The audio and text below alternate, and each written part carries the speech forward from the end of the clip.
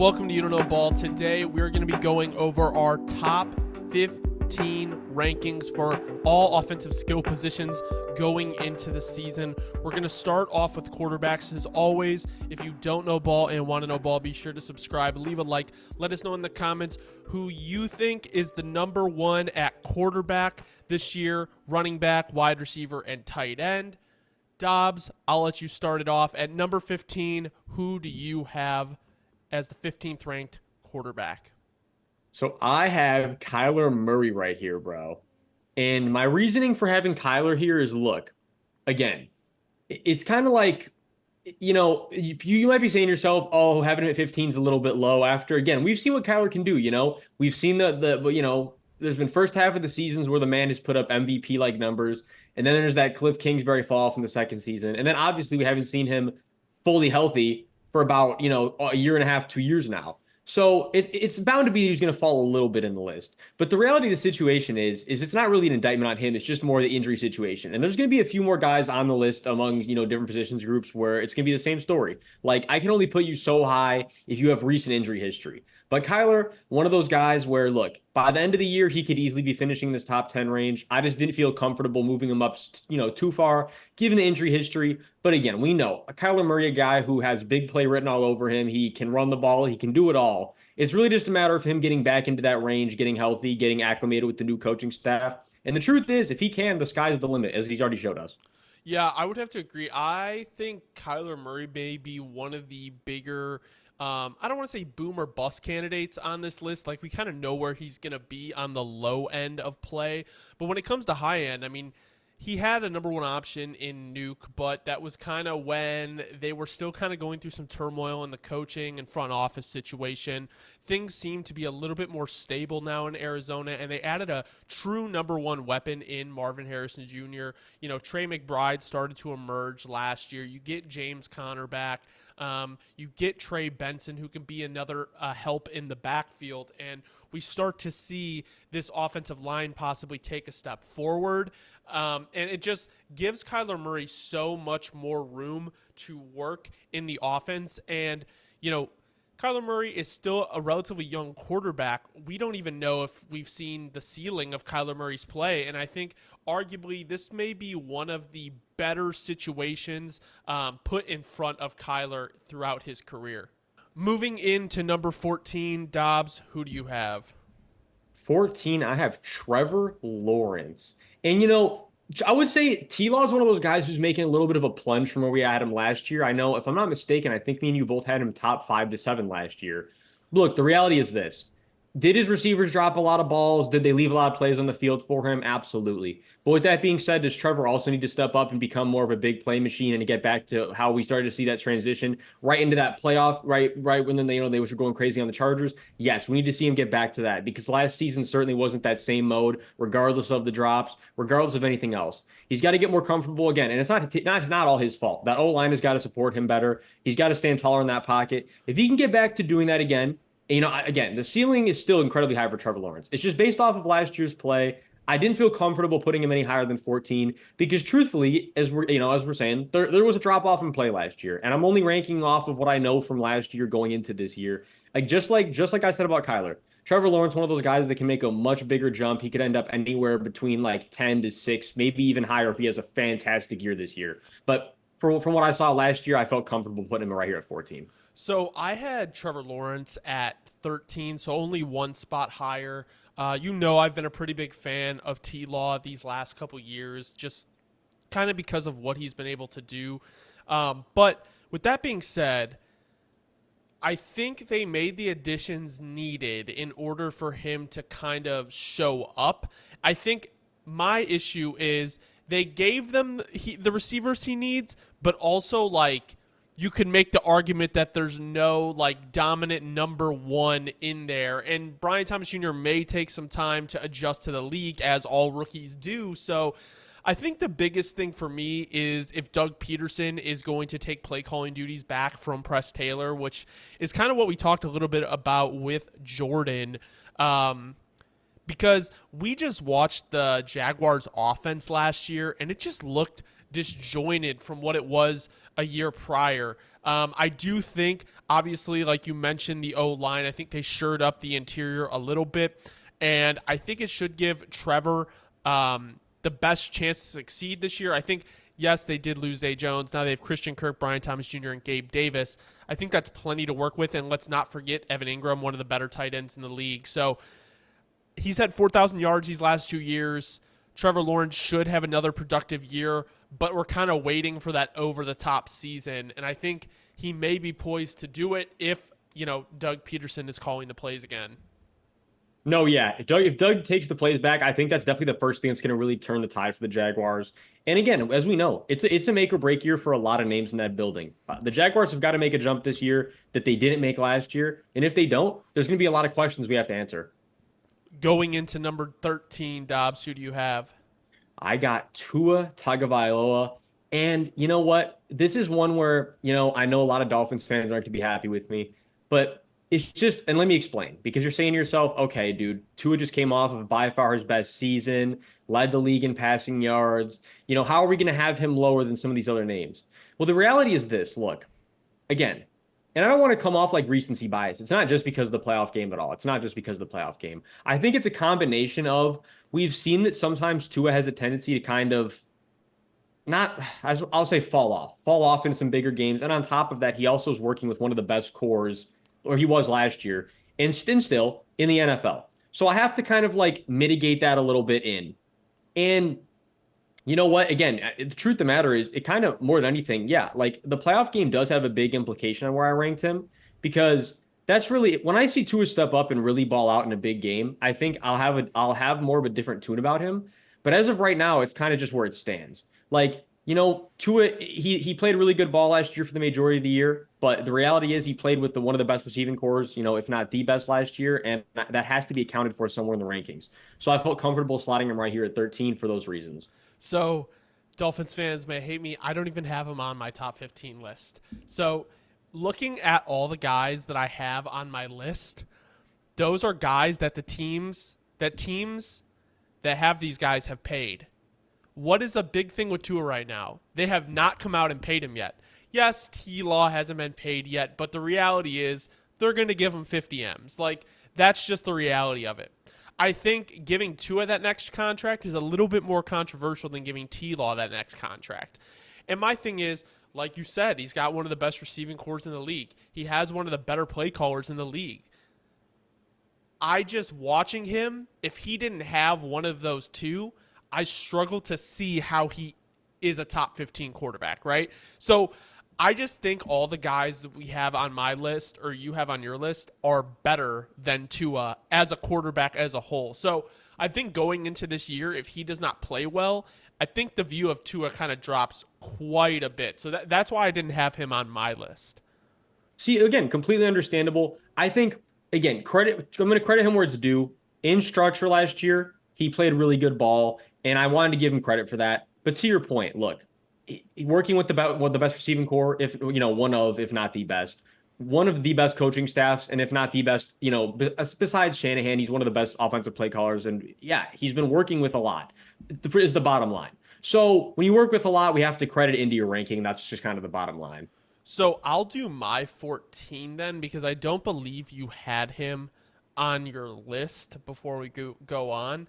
I had Kirk Cousins at 14 because he was right at 16 for me. He got slotted out just by one. Yeah, so I had Kirk Cousins, and the reason I have him is because he was playing top 10 ball last year before he tore his Achilles, and you could almost make the argument that the Falcons' offense is more stacked than, I don't know. It's a tough one.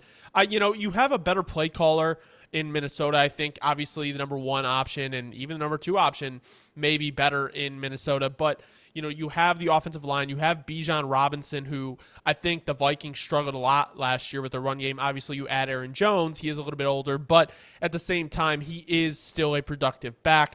You have Drake London, who I think is poised for a breakout year. I think Kyle Pitts might be dug out of the grave by Zach Robinson. So you have a good offensive line. I think Kirk is one of those guys who, yes, he is older. Yes, he's coming off an Achilles tear. But at the same time, when did we ever talk about Kirk's mobility? You know, he's always been a statue in the pocket, and that's what he's going to continue to be. And I just think the change of scenery is going to be good for him. Now, who knows? Because Kevin O'Connell really turned Kirk into something special. Are we all that confident that Zach Robinson can do the same thing? He's got the weapons. He's got the line. It's very possible. But it is still a little bit of an unknown factor. I think I just trust Kirk Cousins a little bit because of his stability over the last couple of years. See, and that's really the reality is I would have had him on the list. He was teetering right there around like 13 to 15. And coming off of a big injury, that's just the only thing that drove him down my rankings just a little bit. But yeah. I completely understand where you're coming from.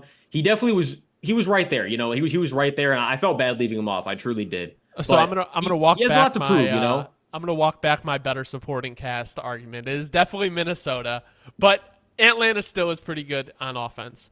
No, they got a damn good supporting cast for him also. There's definitely no doubt about that. If they can just all stay healthy, they can keep Art Smith out the building, which they finally figured out. You know, Art Smith's out, so I think that these offensive playmakers are ready to get going, and we're going to see a whole new world in Atlanta this year. I know Falcons fans are excited. Going into number 12, Dobbs, who do you have?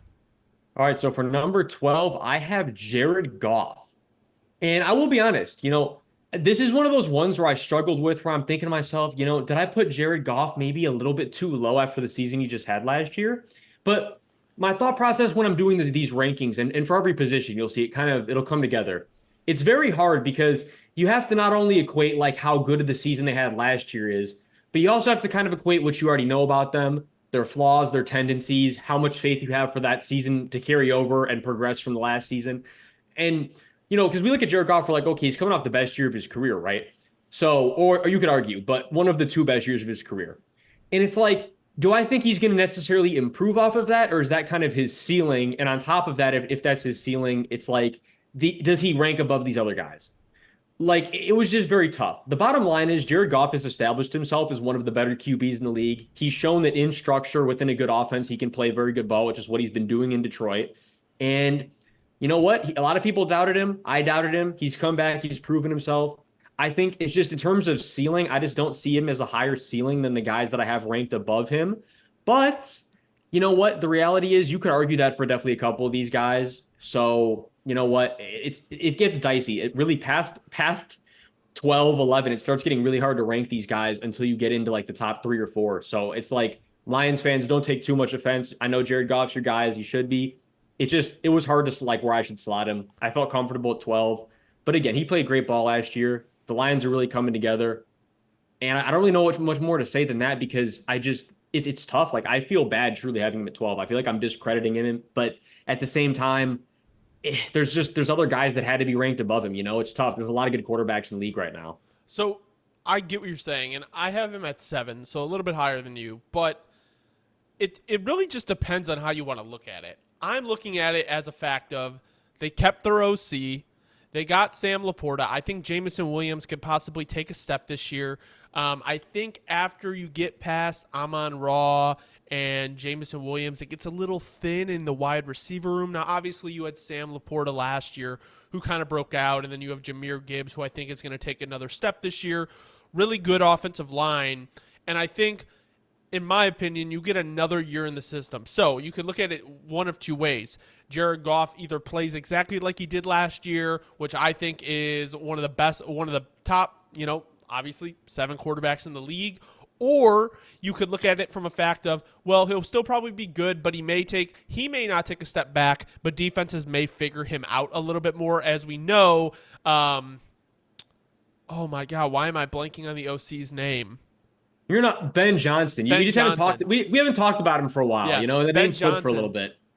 I think we know that Ben Johnson kind of figured out what Jared Goff's flaws were after he came over from LA and kind of fixed them. So I think there's a lot of reasons why Jared Goff could even take another step this year and be better than he was last year. But I also see the reality where, you know, defenses do figure him out, because as much as I do think Jared Goff is a great quarterback, I think his ability to adjust on the fly in season is not the strongest. I think he's one of those, okay, let me, you know, recoup for next year type of guy. So with that being said, I have Jared Goff at 7.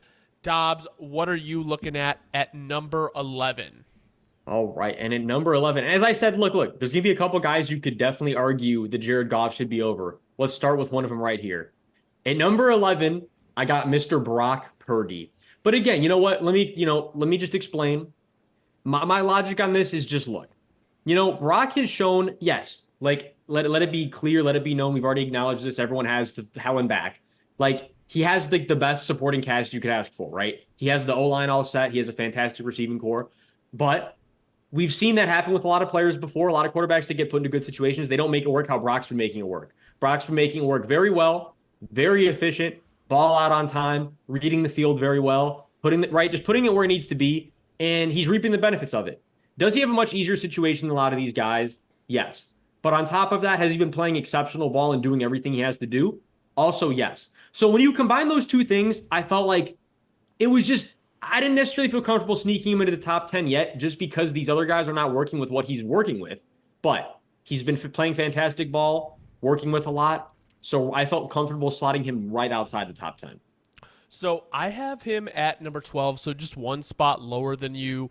And okay, so it's going to be very interesting. You take Ricky Pearsall at the end of the first round. There's been trade discussions around Brandon Ayuk, Debo Samuel. Now, as we get closer to the year, I find it harder and harder to believe that Ayuk is dealt, and it's probably going to be more Debo because I just don't think they're going to get what they're asking for when it comes to Ayuk. But with that being said, I do think that they are going to, I think Purdy is going to be Purdy this year. Like, I think he's going to be what people expect him to be. And I think that is a top 12 QB in my eyes. But, and I know we've talked about this the last couple years, and it just is a reality more and more, and something that I think the way I've started to look at the NFL is if something is an issue, you're usually a year too early on it. Like, wait a year and then it becomes the real issue. I think that is kind of the situation. I'm not saying their offensive line is an issue, but they haven't really addressed it. They extended Colton McKivitz for a year through 2025, and then they drafted Dominic Pooney, which, however you feel about him, but Trent Williams getting older, and like their interior is not bad, but it's not great. And I think what the 49ers have done, and it's all about, I guess, your team building philosophy, is they take a first round wide receiver. They've invested in the skill positions on offense and have tried to supplement maybe the weakness. Not to say their O-line is weak, but, some issues on the O-line. Like, they went skill over trenches. And, it's worked for the 49ers. It has. But I guess my thing is, if you get to a point where you move on from Debo and you have Ricky Pearsall and you have Ayuk and then you have Kittle, Christian McCaffrey, those are all going to be guys you can lean on.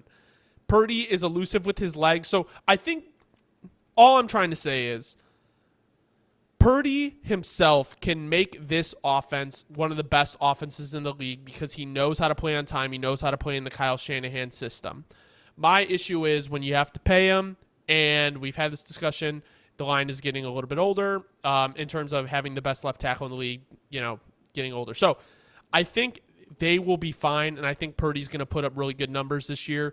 I'm interested to see how it is going into the 2025 season.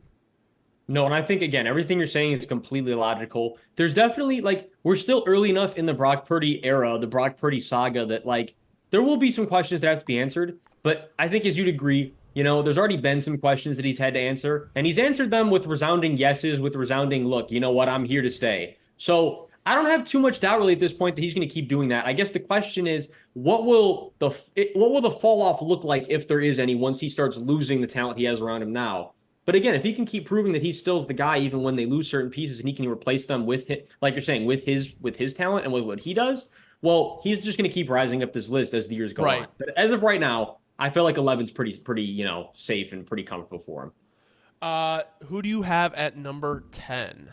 For number 10, I have Jalen Hurts. And, this is one that may be a little bit polarizing. And why I say that is because if you're an Eagles fan, you're saying to yourself, hell no. Jalen Hurts is higher than that. But if you're not an Eagles fan, you're probably saying to me right now after last season, how do you still have Jalen Hurts so high?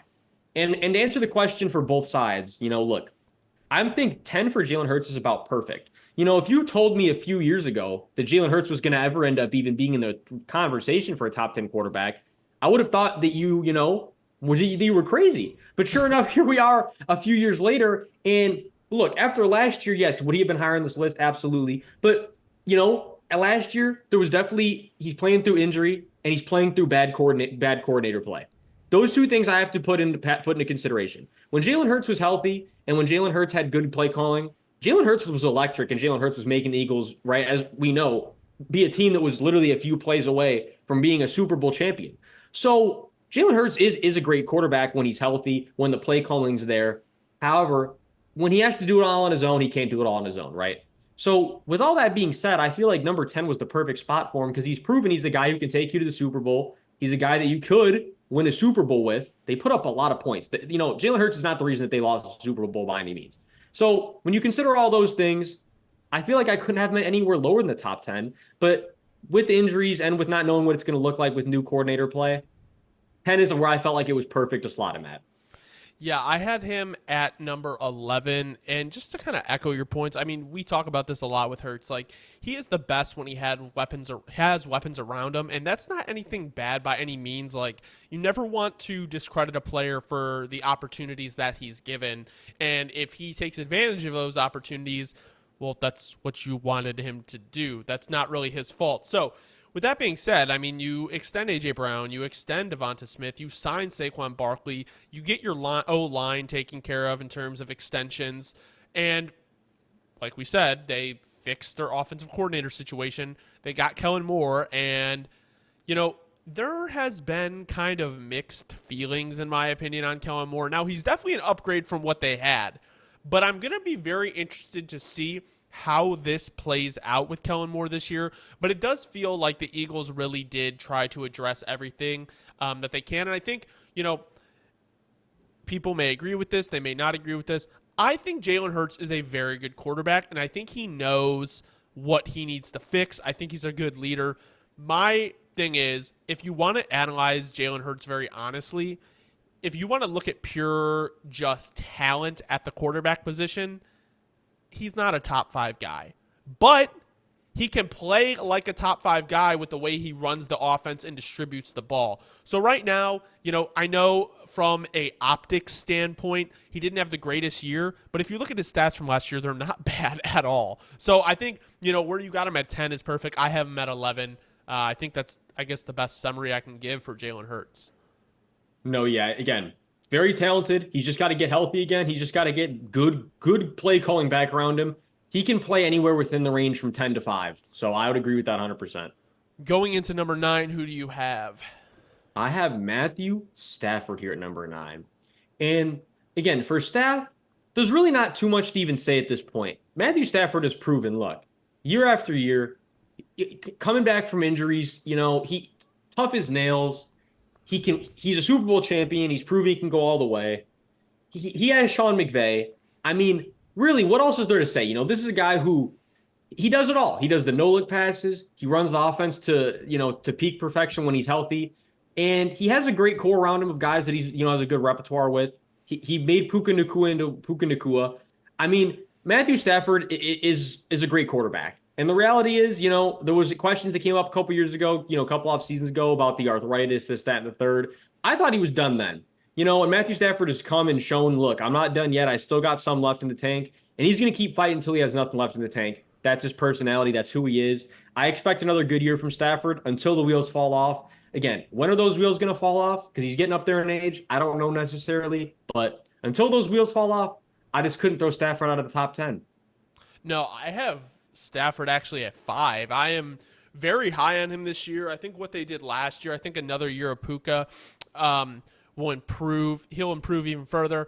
Obviously, Cooper Kupp, I don't know if he's necessarily been the player that we want him to be. And we heard the rumors kind of in the draft that the Rams were interested in Brock Bowers. That kind of would have been pretty nuts. But with that being said, I mean, you never doubt Stafford. You never doubt McVay. And I just think last year, I think people were a little bit down on the Rams just going into the year, and they kind of proved us wrong.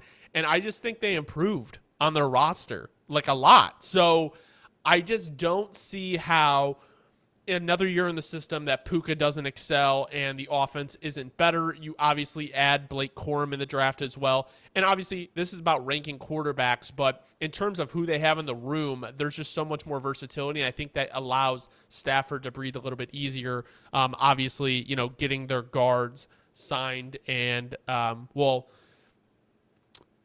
Jonah Jackson was signed. Kevin Dotson was extended, I believe. So, Yeah. obviously upgrading the offensive line. So that's why I have him at 5. I just think kind of the sky is the limit for Matt Stafford and Sean McVay. No, yeah, again, we learned our lesson last year. We were down on the Rams. We learned our lesson. We're careful about it. We learned quickly. We went into this year. We said we're not doubting the Rams again, right? It was our thing. We were talking about the over-unders. You know, they made it clear. Don't doubt us when McVay is here and Stafford is here. I learned, and that's all there is to say about that. Like I'm gonna stick with them. I'm gonna ride with them if they're healthy. Going into number 8, Dobbs, who do you have? So I have CJ Stroud at number 8. And again, you know what? I already can hear it. I already can hear the disgruntlement from Texans fans. But again, I'm objective and I try to be as realistic as possible. Where look, here's the reality. By the end of this season, could CJ Stroud make it very clear he's in that top 5 range or top 6 range and make it crystal clear where there's no argument and there's nothing else to be said? Absolutely. If he has another year like last year and can improve on it a little bit, I'm going to say to myself, all right, we're really starting to think that he's pushing top 5, top 6 range. My thing is, though, I always have to, I got to see it more than once. I can't just, it'd be the Trevor Lawrence mistake. It would be the prime example of the T-Law mistake. Like, I can't just take 1 year of you playing really good and then just throw you right into the top 5. Like, that's just not how it works. Like, I got to see it more than once. I got to see that you can make adjustments after teams adjust to you. And let me be clear, I think the CJ Stroud is going to be able to do that just fine. I just couldn't make that leap without seeing it first, right? Like that's really all there is to it. By the end of the year, I fully expect him to be anywhere within that 5 to 6 range. It's just for right now, I need to see a little bit more consistently. Even though it was consistent the whole year last year, I just need more than 1 year of sample size. I hope that makes sense, Texans fans. I hope I didn't offend you guys too much. So I have CJ Stroud at 4, but I completely understand what you're saying, Dobbs. Like, you don't want to make the jump too early because we see that these guys sometimes have sophomore slumps once defensive coordinators have had a year to kind of catch up with them. I think my main thing I took from watching CJ Stroud last year was when you watch him play, regardless of his stats, he just kind of has that like killer X factor. Like, he has, to be as corny as can be, that dog kind of inside of him. Like, I think that's overused, but I think that's the best way to describe like the elite players in the league is, yes, Kirk Cousins can play like a top 10 quarterback, but does he have that like killer in him? CJ Stroud to me has that killer in him. Josh Allen, killer. Joe Burrow, killer. Patrick Mahomes, killer. Like, that is what separates the top QBs in the league. You go out, you add Stephon Diggs. Nico Collins had a breakout year last year. Now he gets to be the 2. Then you get Tank Dell coming back after a rookie year. Obviously, he was hurt and shot, but he looks like he's playing fine. Dalton Schultz played well. You upgrade with Joe Mixon. You're going to have a healthy offensive line. I mean, I may be crazy, but it's possible. Does he take the number 3 spot? I mean, like, I think he could be a top 3 QB in the league this year. I have him at 4. Obviously, it's not that big of a jump in my list, but I just think it's very possible that we see the ascension of Stroud this year, and I just really think the sky's the limit. See, I don't know about top 3 this year, just because the guys that I have top 3 are so like they've kind of like they've really worked their way into that range. They've really year after year they've really earned that spot. But 4 to 5, I think there's no doubt he can push himself into that 4 to 5 range. And you know what? Who am I to say though? If CJ Stroud goes out there, throws for like 5,100 yards, 40 touchdowns, 10 interceptions less, I'm going to say, you know what? He slotted himself top 3. Again, but do I think that's likely? Not really. But is it? I'll even say like 4,800, 4,900 yards. If he can push like 4,800, 40 plus touchdown, all right, all of a sudden, he really might. And that is possible. It is very possible. It's just not likely. So like I said, I just want to, but he regardless, I do think is going to move up the list for me this year, no matter what. I just have to see it first before I make that leap myself. Last point, and then we'll move on to your number 7. They did retain Bobby Slovic, so year 2 with the same offensive coordinator. That's going to be huge for him as well. Moving into number 7, Dobbs, who do you have? All right. And let me crystal clear about this one. Like crystal clear about this one. This same as CJ Stroud, really wanted to have him higher. I really do think, I'm gonna say like I do think that he is going to be so much better than who I have at number 6 long term. I think he's gonna take who I have at number 6's spot really quickly next year. But again, same thing as I just said about CJ. I just I need more than 1 year of sample size before I can make the full leap, like, okay, you're a top 5 guy, right? So without further ado, yeah, Jordan Love. It's just the reality is just Jordan Love. It should be a top 5, top 6 guy by the end of this year. I just need to see another year of last year. But let's talk about last year with the receiving core that I didn't have tons of, not that I say not tons of faith in, but where that they were at in their career right now. I thought that there was going to have to be more development, more repertoire grown with Jordan Love before that we really started to see fireworks kind of start to happen. Well, that wasn't the case, especially late in the season. They were making fireworks happen as young as they are, and they're young and they're growing together, bonding at that same age. I feel like that's kind of a very underrated thing where it's going to really help them. I expect a humongous year from Jordan Love this year. Again, I very well could have found a way to slide him into the top 5. I just need to see another year of what I saw the second half of last year. If I see that again this year, there's no doubt Jordan Love is probably pushing himself into that top 5, top 6 range. Just need to see it again just to reemphasize, same thing as CJ Stroud. No, I get that. I think Jordan Love is going to be a very good quarterback for quite a while. And I think, Christian Watson, if he remains healthy through the year, then you have Jaden Reed, who was a breakout as a rookie. You get Romeo Dobbs. Even Dontavian Wicks showed a lot of promise, and Malik Heath to some extent. You also have Musgrave and Tucker Kraft, who are both rookies, and we know tight ends take a while to develop. You add Jordan Morgan in the draft, and you have one of the better play callers in the league. And I think, like you were saying, the sky is the limit for Jordan Love. You add Josh Jacobs to replace Aaron Jones, which, in my opinion, I don't know if you necessarily improve. I think it's kind of a wash. I just think you get a little bit more of a durability factor because he is a little bit younger. I am interested to see how, kind of the line works out, right? Like, I want to see how their offensive line gels. It is young. They lost David Bakhtiari, but I still think, the Packers are known for their trenches. I have Jordan Love at 9. I think at his height, he can play like a top 5 quarterback. So with that being said, I think that's kind of, we need to see the second year after defensive coordinators get a look at this guy. No, absolutely. Absolutely. Dobbs going into number 6. Who do you have? All right, controversy incoming. Again, I can already hear the comments on this one. I'm sorry. But again, look, he's one of those guys where the reality is Dak Prescott, he's in the overhated range. Like he has the target on his back. He plays for America's team, right? The Cowboys have a lot of haters. So it's only right that Dak's going to have a lot of haters. But again, tunnel vision, I only look at things objectively. Look, objectively, Dak was coming off the worst year of his career, and then he turned it into the best year of his career, right? Like, he actually had a really good year last year, right? In structure, really making it work with the Mike McCarthy offense. Him and CeeDee Lamb have now developed a very, very elite connection. And again, you lost some talent on the receiving core this year, but that's where now we're going to see what Dak is really kind of made of, right? We're going to see, okay, how much can Dak make up for it when they lose a little bit and he has to take a step forward.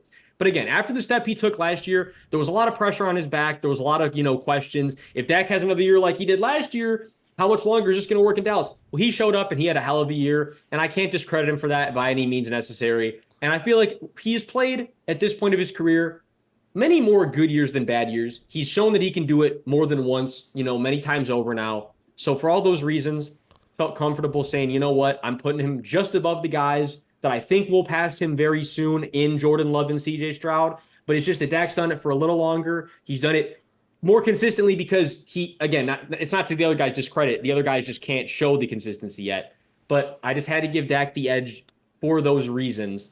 But again, to be transparent, I do believe that he will fall down this list and we'll have other guys moving up as even the year goes along. This was just going into next year from what I have from last year. So I'm a little bit nervous for Dak Prescott this year. It is, the extension talks have been going on, and, it is kind of like he needs to play really well if he wants to get paid like a top quarterback and remain in Dallas. and I don't know if the Cowboys are setting him up for success. You're not going to have much run game. Ezekiel Elliott is your wide receiver or running back one, and then CeeDee Lamb is amazing. Yes, he's one of the best receivers in the league. But after he gets hurt, you have Brandon Cooks and Jalen Tolbert. Your offensive line, yes, you have Tyler Smith and you have Zach Martin. Terrence Steele is okay, and then you get a project like Tyler Guyton. So you have a lot of questions on the offensive line. Your wide receiver depth is really thin, and you have an old, inefficient running back room.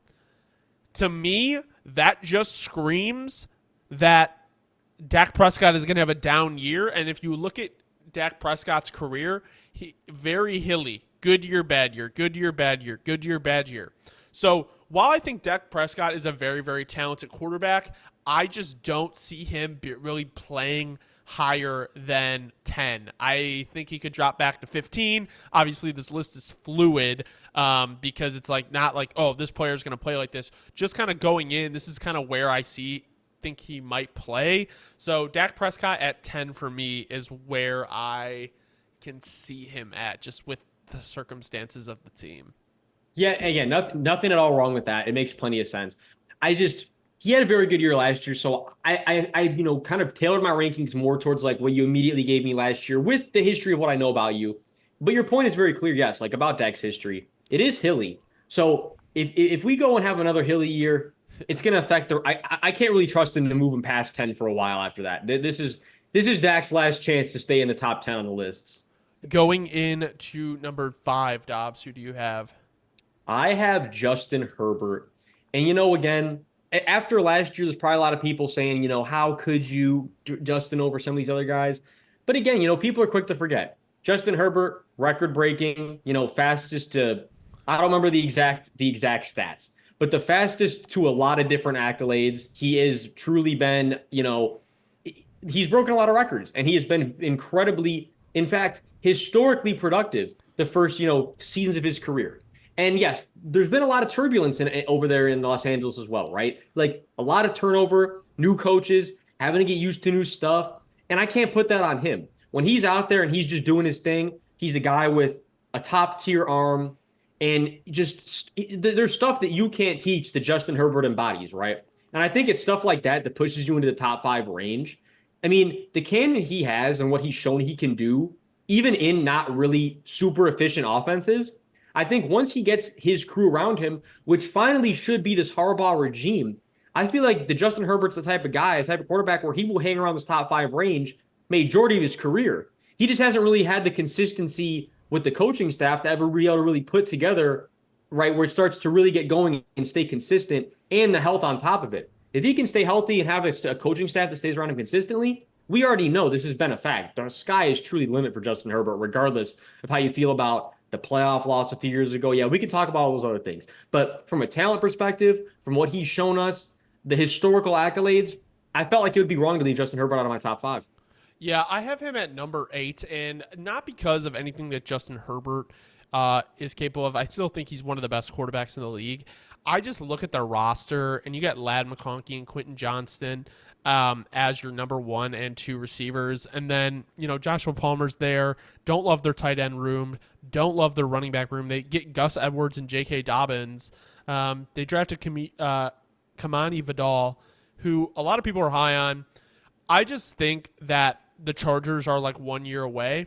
And with the Greg Roman offense, I see them trying to run the ball a lot. So I just don't see the stats being there for Justin Herbert. I think he'll be a very efficient quarterback this year. But just with the way the roster is kind of shaped out this year, I don't think it's necessarily set up for a ton of success for Justin Herbert. So while I do have him at 8, I do think in 2025 he could probably be like a top 5 quarterback, no doubt. No, and I get that completely. They definitely are in terms of like them competing. They probably are about a year or 2 away. But just for me, it was just on Justin's pure talent alone. I felt like I had to throw him in the top 5. But I get where you're coming from as well. Number 4, Dobbs. Who do you got? All right, and we know, if you're a listener, you know who we're getting down to now. If your guys are left, your guys are left, and it's a matter of who I put. But and it pains me because he's my guy. But I just felt like I couldn't put him any higher than 4. We got Joe Burrow. And again, obviously also the reality is too, just though, coming off of an injury, I couldn't put him over the other three, the other three, obviously, and certainly not over who is at one. That's no surprise to anybody. But Joe Burrow at four, I would say of all the ones that I made on this list, though, I actually think I'm the most comfortable with any slot. I think I'm most confident and comfortable with Joe Burrow at four. Right, he's right outside the top three, but he definitely could find himself in that top three if he can just stay healthy again and have another fantastic year. He's right there. He's already shown us what he can do. Again, much like Jalen Hurts, a few snaps away from being a Super Bowl champion himself already this young into his career. Joe Burrow has shown he's the guy, right? He's a franchise guy. He will be until the wheels fall off, which hopefully is not for a very long time down the road in Cincinnati. But that's really just the bottom line.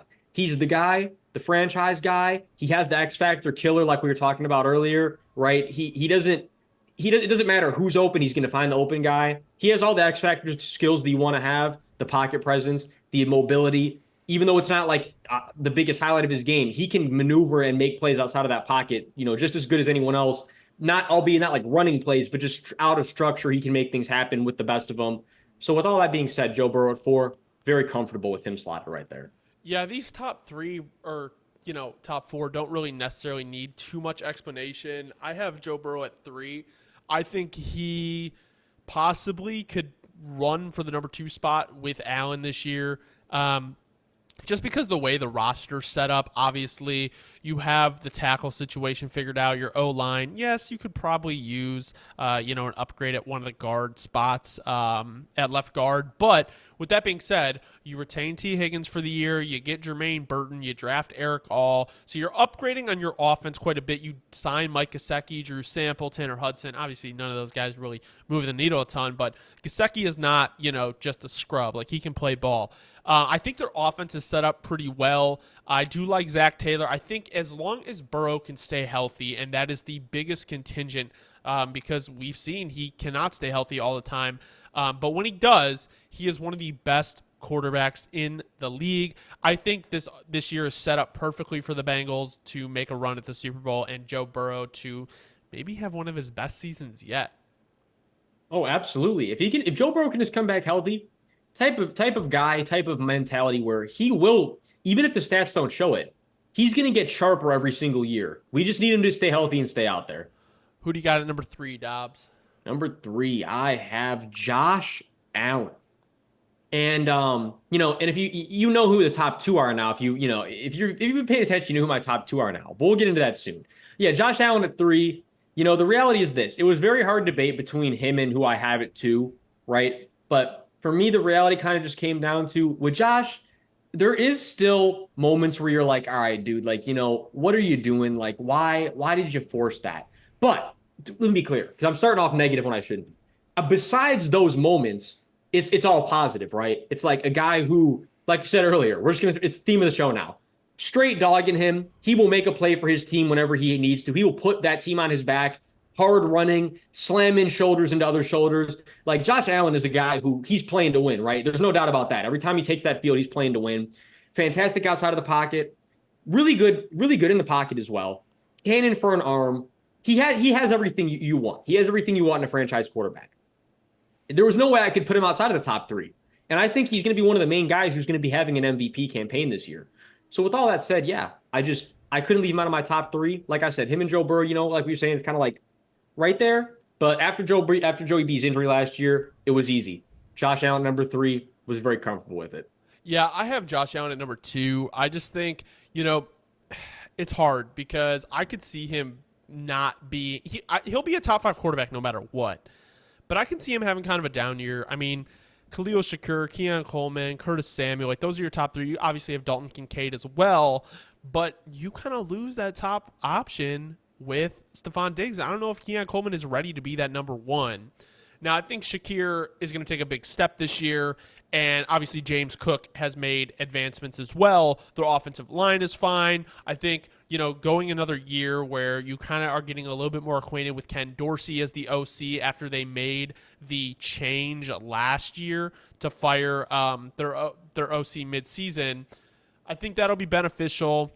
But Josh Allen, with what he can do with his legs, what he can do with his arm, I just think you can never kind of leave him out as a top three QB. Yeah, no, he's truly solidified himself at this point where unless he has either an egregious fall off, which I don't think is going to happen with losing Stefan, or God forbid an injury, he's going to keep himself in that top three, top four range for a very long time going forward. Bills All right, fans, you know, you have one of them. So who do you have at two, Dobbs? I'll write it number two. I think there's a little bit of polarization for us between where I have him and where you have him. So it'll be good Yeah. discourse. But look, I have Lamar at number two. And let me just start off with by saying this. If we were talking pure quarterbacking, nothing outside of the pocket, right? Lamar would be somewhere like 5 to 6. But what he does and how he changes the way you have to game plan and what he does with his legs, on top of the fact that he's gotten very good in the pocket, he's become very good in structure. He's just a terror, right? Two-time MVP. There's the accolades show it, right? Like this is a guy who really at this point, he's already a future Hall of Famer, really almost no matter what at this point, in such a short career. If Lamar finds a way, which I do believe he will at some point in his career, to finally, put that Lombardi on his shoulder at the parade and say, I'm the guy, there's really no doubt he's number two at this point. He's just got to really, I mean, you know what I'm saying? It's kind of like he's established himself like, look, I am a guy who's an X factor, and when you play at my team, I'm the number one focus. That's the reality of the situation with Lamar nowadays. There's no easy way to guard Lamar. You could have the best game plan in the world, and it's still going to be a very tough matchup, right? So for all those reasons, I just felt like I couldn't put Lamar any lower than two because obviously we all know who we're all going to have at one. But I feel like Lamar's about as hard to game plan for as number one without being number one, if that makes sense. Yeah, I mean, I think the reason I have him at number six is okay.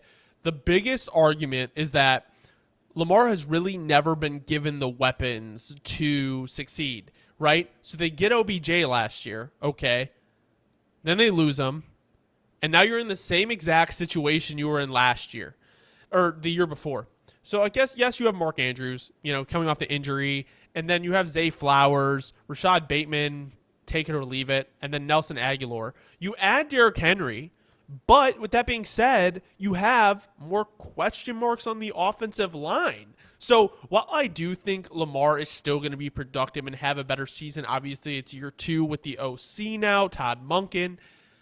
I just think they're going to he is just not going to be, I'm not buying the Ravens offense this year. Let's just say that. I am not buying the Ravens offense, and I think things will be a little bit tougher for Lamar because of the receiving options and because of the downgraded offensive line. So with that being said, that's why I have Lamar at 6, which is nothing to scoff at. That's still a top 6 quarterback out of 32. No, absolutely. Again, I completely understand your reasoning as well, though. I definitely do. So Dobbs at number 1. I think it's fairly obvious. We both have Patrick Mahomes.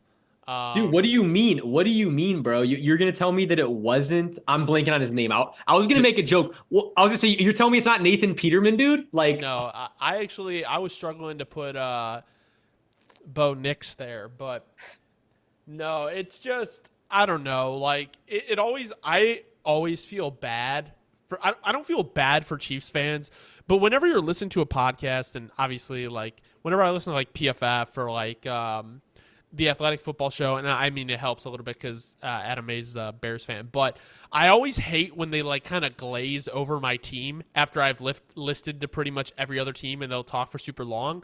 And that's how I kind of feel like it is for Chiefs fans a lot of the time, is because when you get to lists like this and they get to Patrick Mahomes, it's like, well, yeah, it's Patrick Mahomes. Like, he's number 1. Like, I don't know what there is to say. But in reality, like, what is there to say? He is the best quarterback. He has 3 rings. They've upgraded at receiver. They have drafted a left tackle, Kingsley Suamataia. So, I don't know. Like, even if Rashee Rice is not there for half the season, like, they still have Hollywood Brown and Xavier Worthy, Travis Kelce, Isaiah Pacheco. So I just don't know what there is to say other than Patrick Mahomes is obviously the best quarterback in football. well, I think Chiefs fans would agree. It's a good thing there's not much to say. And this, when you're in situations like this, you'll take it, right? And again, as a Saints fan, look, I hear you loud and clear, bro. I know how this. I'm a small market fan. My team gets glazed over on any show or any podcast I try to watch about them, right? So I know that feeling. But Chiefs fans, it's good for you guys, right? Like, it's good when you're just on top and you're rolling. There's not really much to say. But I'll say this. I'll give you the explanation. Chiefs fans, I'll give you the explanation in detail real quick, right? We're talking about a guy who consistently looks off defenders and puts the ball pinpoint without looking even where he's throwing the ball. We're talking about a guy who's so good in the pocket, he just like Tom Brady, he legitimately feels pressure without even having his head turned that way. He just has such game sense that he knows when the pressure is coming. The ball arrives so fast, but so catchable for 95% of his targets that he just makes it easy on the receiver. The receiving core was heavily upgraded. The offensive line, still a very productive unit as it was last year. The reality of the situation is that's Mahomes, man. Like, Mahomes is just, there's nothing to say. He does little things that nobody else does at a level he does, as elite as he does. And on top of that, he has the best arm in the entire league. How could you make a better quarterback than Patrick Mahomes? That's really the explanation in detail. We could do the non-detailed version. We could do the detailed version. The reality is Patrick Mahomes is clearing away the number one quarterback in the league. And if you were to argue that, you are certainly not in a sober mind. Well, that is the top 15 for the quarterbacks. We are now going to be moving into the running backs. At number 15, Dobbs. Who do you have? 15 for my running backs. Oh man, it's going to be controversial, but I have my explanation ready. Trust, I always come ready. At number 15, I have Najee Harris. And look, my reasoning actually makes plenty of sense if you're willing to hear me out. Look, two main things. Najee Harris actually has rushed for 1,000 yards the first, what I believe now. Let me just triple check my, because I don't want to be wrong about this, because I think it's also a Steelers record if I'm not mistaken. But yeah, first 1,000 yards for the first 3 years of his Steelers career, which I believe he's the only Steeler to ever do so. On top of that, look, and then we know the Steelers have had a lot of really good running backs over, in history. But on top of that, it's not just the statistics.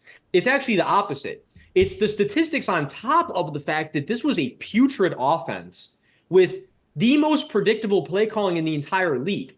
So it becomes much more apparent when you watch it on film. Like, Najee Harris was trying to run the ball into teams that legitimately know that this play is coming. I mean, I can't expect that much success from a guy that's playing in such a putrid offense and to still go over 1,000 yards each season.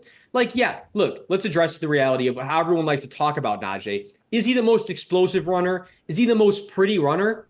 No, absolutely not. But the reality is this: you don't need to be pretty and fast to be productive in the NFL as a running back. You just have to know when to hit the hole, where to hit the hole, and when to lower your shoulder, right? And Najee Harris has all those traits. Again, I understand the controversy behind putting him at 15, but I think I'm looking at it like how you were looking at it for a lot of quarterbacks. I think I'm expecting a huge upgrade in how that offense operates this year. And when Najee already showed he could operate in absolute shit circumstances, how could it not be up from there, right? So I don't have Najee on my list. I understand completely what you're saying, and I'm not opposed to him being on the top 15 list. I guess my thing is, like, we know how Art Smith is, and I wouldn't be surprised if Jalen Warren is going to get a good amount of carries, because while Najee Harris is a good back, I don't know who Art Smith favors, and we know that there is no dominant piece in an Art Smith offense. It is everybody gets the ball, it's spread out, and I just have not been on the Najee train the last couple of years. Obviously, Matt Canada is like the number one hated person ever in Pittsburgh. Like, they had posters of this man up in the downtown, but I don't know. I can see this. I am just not high on Najee this year, especially as he's not older, but like getting towards kind of the end of that contract. Look, completely understandable, especially, look, what you said about Art Smith is very true. I'm just under the assumption that he'll win more of that lead back role with Art Smith. But to your point, like, Jalen Warren has shown when you put the ball in his hands, he can be electric. So if Jalen Warren ends up, winning Art Smith's favor, this top, not in the top 15 might have been a terrible, terrible take. But I'm sticking to my guns. I'm comfortable with it right now. And you got to trust yourself sometimes. I'm going to trust myself on Najee on this one. It could be a clown nose moment, in a few months, but we'll see. We'll see how this one ages. What do you have at 14? Number 14. I know you have him on your list much higher. Oh yeah, it's very different. But regardless, we're gonna look, you're gonna feel where I'm coming from. I know we're gonna come to a good consensus on this one. Okay. I have Jahmyr Gibbs here at number 14. And so let's start with this. Why I didn't feel comfortable putting him right like a lot higher is because one of the more important things that I always tend to favor when I'm ranking my running backs is like how because it's the most important thing. Can you be out there consistently on third down as a pass protector? And last year, he has a lot, and I mean a lot. Lions fans know a lot of development in pass protection. Like he really is not to be trusted when it's time to be any type of decoy and be a blocker on third down for those blitzes. He's just not ready for it yet. But do I think he's going to get there? And was he there when he was at Alabama? Yeah. So I think he will get back to that point and he will figure it out in the NFL. I'm not worried about it. He's just not there yet, right? And on top of that, it's just kind of like I was saying about a lot of the young quarterbacks, where I've only had that year of sample size. I just need to see you do it more than right. I need to see you do it this year as well when there's teams that have adjusted to your film. But I really don't have many concerns. Again, like to keep it as short as possible, I think Jahmyr Gibbs is going to be a steady riser on this list as the year goes along, right? If we were keeping track like week to week, I think by the end of the year, he could truly finish in the top 5 to 7 to 8 range, no doubt about it. Just this year, only on the rookie sample size, I still need to see him grow a lot as a pass protector. I felt like 14 was pretty fair, but don't get me wrong. I completely understand why you have much higher in terms of upside and athleticism, all that type of stuff. He's right there with the best of them in the league. I just need to see it more again, just another year of it, and he will be much higher on the list. There's just really not much more to say than that. So I'm super high on Jahmyr Gibbs. I think he's a very special player. He had 10 touchdowns and almost 1,000 yards on the ground, and then another 300 through the air with 71 targets and 52 receptions. I think all of those numbers are about to go up. And I just think with the fact that, the offensive line, you could argue, is just as good as last year. Another year in the system. He's a young guy who showed a lot. I think he can take a big step next year. And to be honest, I think he's one of the best backs in the league. So that's why I just have him so high. I think the ceiling is really unmatched. I mean, outside of Christian McCaffrey, I don't know why he can't be the second best back in the league. I'm not saying he will be. I'm just saying in terms of potential, that's how high I am on Jahmyr Gibbs. No, yeah, don't get me wrong. I think like to what you're saying. I think for me, he's going to move up a lot towards the end of the year. Just for right now, I just had to keep him on that rookie sample size. But I completely understand where you're coming from. I definitely completely understand. All right. Just let me talk about the guy I have at 14 before we move on because you don't have him on your list. I have Aaron Jones. I think Aaron Jones struggled a lot with injury last year, and he's going to a pretty good offensive line in Minnesota. And we know last year they struggled to run the ball. I think Aaron Jones can still be a productive player, even though he is, I want to say 29. I don't think he's 30 yet. And especially with the fact that they have Sam Darnold playing and possibly JJ McCarthy, who the meme or joke about him is that he's great at handing the ball off. The Vikings don't have a good second option at running back. Aaron Jones, in my opinion, is going to be a dominant number one back for them. So I think he will easily crack the top 15 this year. And that's why I'm so high on Jones. No, yeah. Well, I completely understand where you're coming with that. My logic on it was just the getting older on top of the injuries. I just didn't know what to expect this year. But he very well could find himself in this top 15 again by the end of the year. I would not be surprised at all. All right, Dobbs, who do you have at 13? Number 13, I have Raheem Mostert. Again, because I don't want to spoil anything. I'll hold my tongue on this one. But let's just say the Dolphins had two very productive running backs last year, right? And he was one of them. He was the guy who it's like one of them was either injured and one of them wasn't, right? But no matter who was injured or who wasn't, they were both electric. I mean, incredible top end speed, hitting the hole very consistently, the right hole, and then just being very secure with the ball. That's Raheem Mostert. Played in the offense exactly how that Mike McDaniel wanted to play. hits every hole he needs. Again, with that familiarity from that Niners system, basically coming over to the Dolphins, made it work very well. He's been very productive. Again, mine was less based off of like, like, and I think you already know this, but like mine was less based off of like stat projection, and mine is just more based off of like pure talent, pure like how good you're playing ball right now. And I felt like for running backs, especially off of last year, ranking them, I think I'm pretty confident with having Raheem right here at 13, even though he's not even the best back on the Dolphins. The Dolphins have really good running backs. Yeah. No spoiler, but kind of spoiler. But Raheem Mostert is not even the best Dolphin on this list. So I don't have Mostert on my list, just because I am a little wary of their of their running back room because of the injury issues and the fact that they added like a third back in a Jalen Wright. So I don't know if that's an injury insurance for A-Chain and Mostert, or if that's like, oh, we really like this guy. I really don't know how I feel about the Dolphins running back room, and it's kind of scared me. So I don't have Mostert on mine, and I think that's really the main reason why is the Dolphins running back room to me just seems kind of like I don't feel comfortable like putting anything on it because I just am so uncertain of how it's going to operate. No, like, yeah, let me be like, because you're spot on. Like, let me be crystal clear about this too. Like, because, like, it's not, that's the problem is like, I don't even think Raheem will be a Dolphin much longer, right? Like, the reality is Jalen Wright is, yeah, they drafted him very likely to end up taking his spot. If anything, if this year, right, to your point earlier, more of a Devon Shane insurance. But long term, it's probably like, a Shane and Wright, Raheem's getting older. We're going to get him out of the door when that contract's up, and that's what makes logical sense. But again, I was only ranking him off what he did last year. Yeah. What Raheem did last year was very impressive, but again, he is very subject to like fall down the list heavy as the year goes along, or as the years go along, especially. This is just off of what he did last year. You know what I mean? Yeah. So 13, I am going to go because I have someone that you don't have. I have Rachaad White.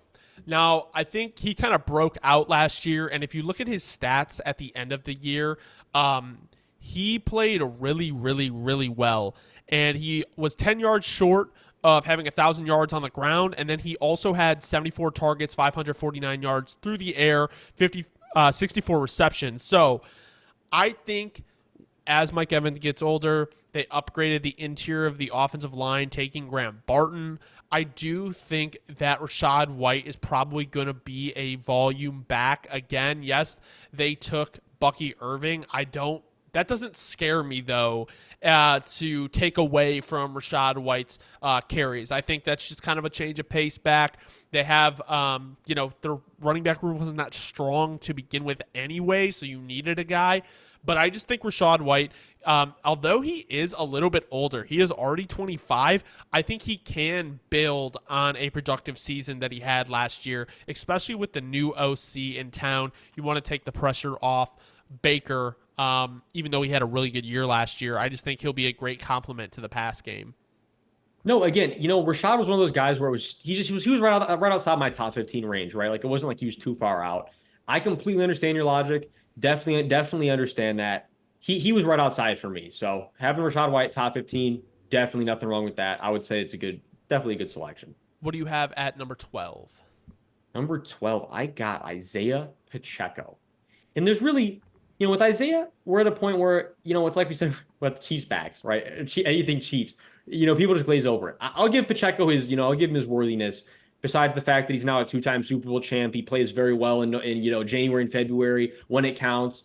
Look, besides that, we're talking about a guy who just runs. Hey, right, it's the meme. We all know. This is a guy who defines running hard. He runs so hard. He's created a unique running style that's like a cartoon, as everyone says, right? But it's no joke. I mean, that's really he runs so hard. It's like watching a vintage. It's like Popeyes, like the Popeye or something like that. And it's not an insulting way. It's actually an endearing way because it's fun to watch. He plays the position the way it's meant to be played. Very physical, good pass blocker, right? He does everything you need him to do. He's become very much a 3-down back, and which is not necessarily what he was when he first came in the league. He's developed a skill set, become very reliable, ball in his hands, very reliable, and he does everything that she's asked him to do. right? So I felt like here at 12, perfect range for a guy like Isaiah Pacheco. Yeah, so I have Pacheco at 15, and that just has to do with the way that the Chiefs run their offense. I think he's a very talented back. I think the fact that he went from 14 targets in 2022 to 49 in 2023 and got 2 touchdowns through the air, I actually think he could build in his receiving game, and I think he could probably go for 1,000 yards this year. At the same time, though, we do know how the Chiefs operate on offense, and it's never going to be a super run heavy team. So, with that being said, he's definitely one of the better backs in the league, but I just don't know, looking at it from the way they run their offense with the upgrades that they made throughout the passing game with Xavier Worthy and Hollywood Brown. I don't know if that means that Isaiah Pacheco is going to have a better year. I can actually see him having a better year receiving because, maybe they want to go deep and he's more of a dump off option than he was in the past. So, with that being said, Isaiah Pacheco at 15. Who do you got at 11, Dobbs?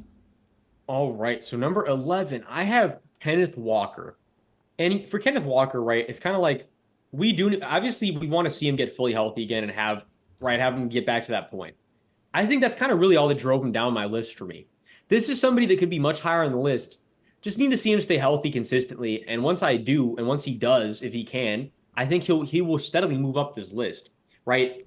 Very, very athletic, super fluid, twitchy, high motor. Like he's got all the tools, right? It's just a matter of literally just being able to stay out there consistently. That's the only reason he fell down my list a little bit more. But we know, right? Like Kenneth Walker, incredibly talented. This was what was expected of him when he was drafted.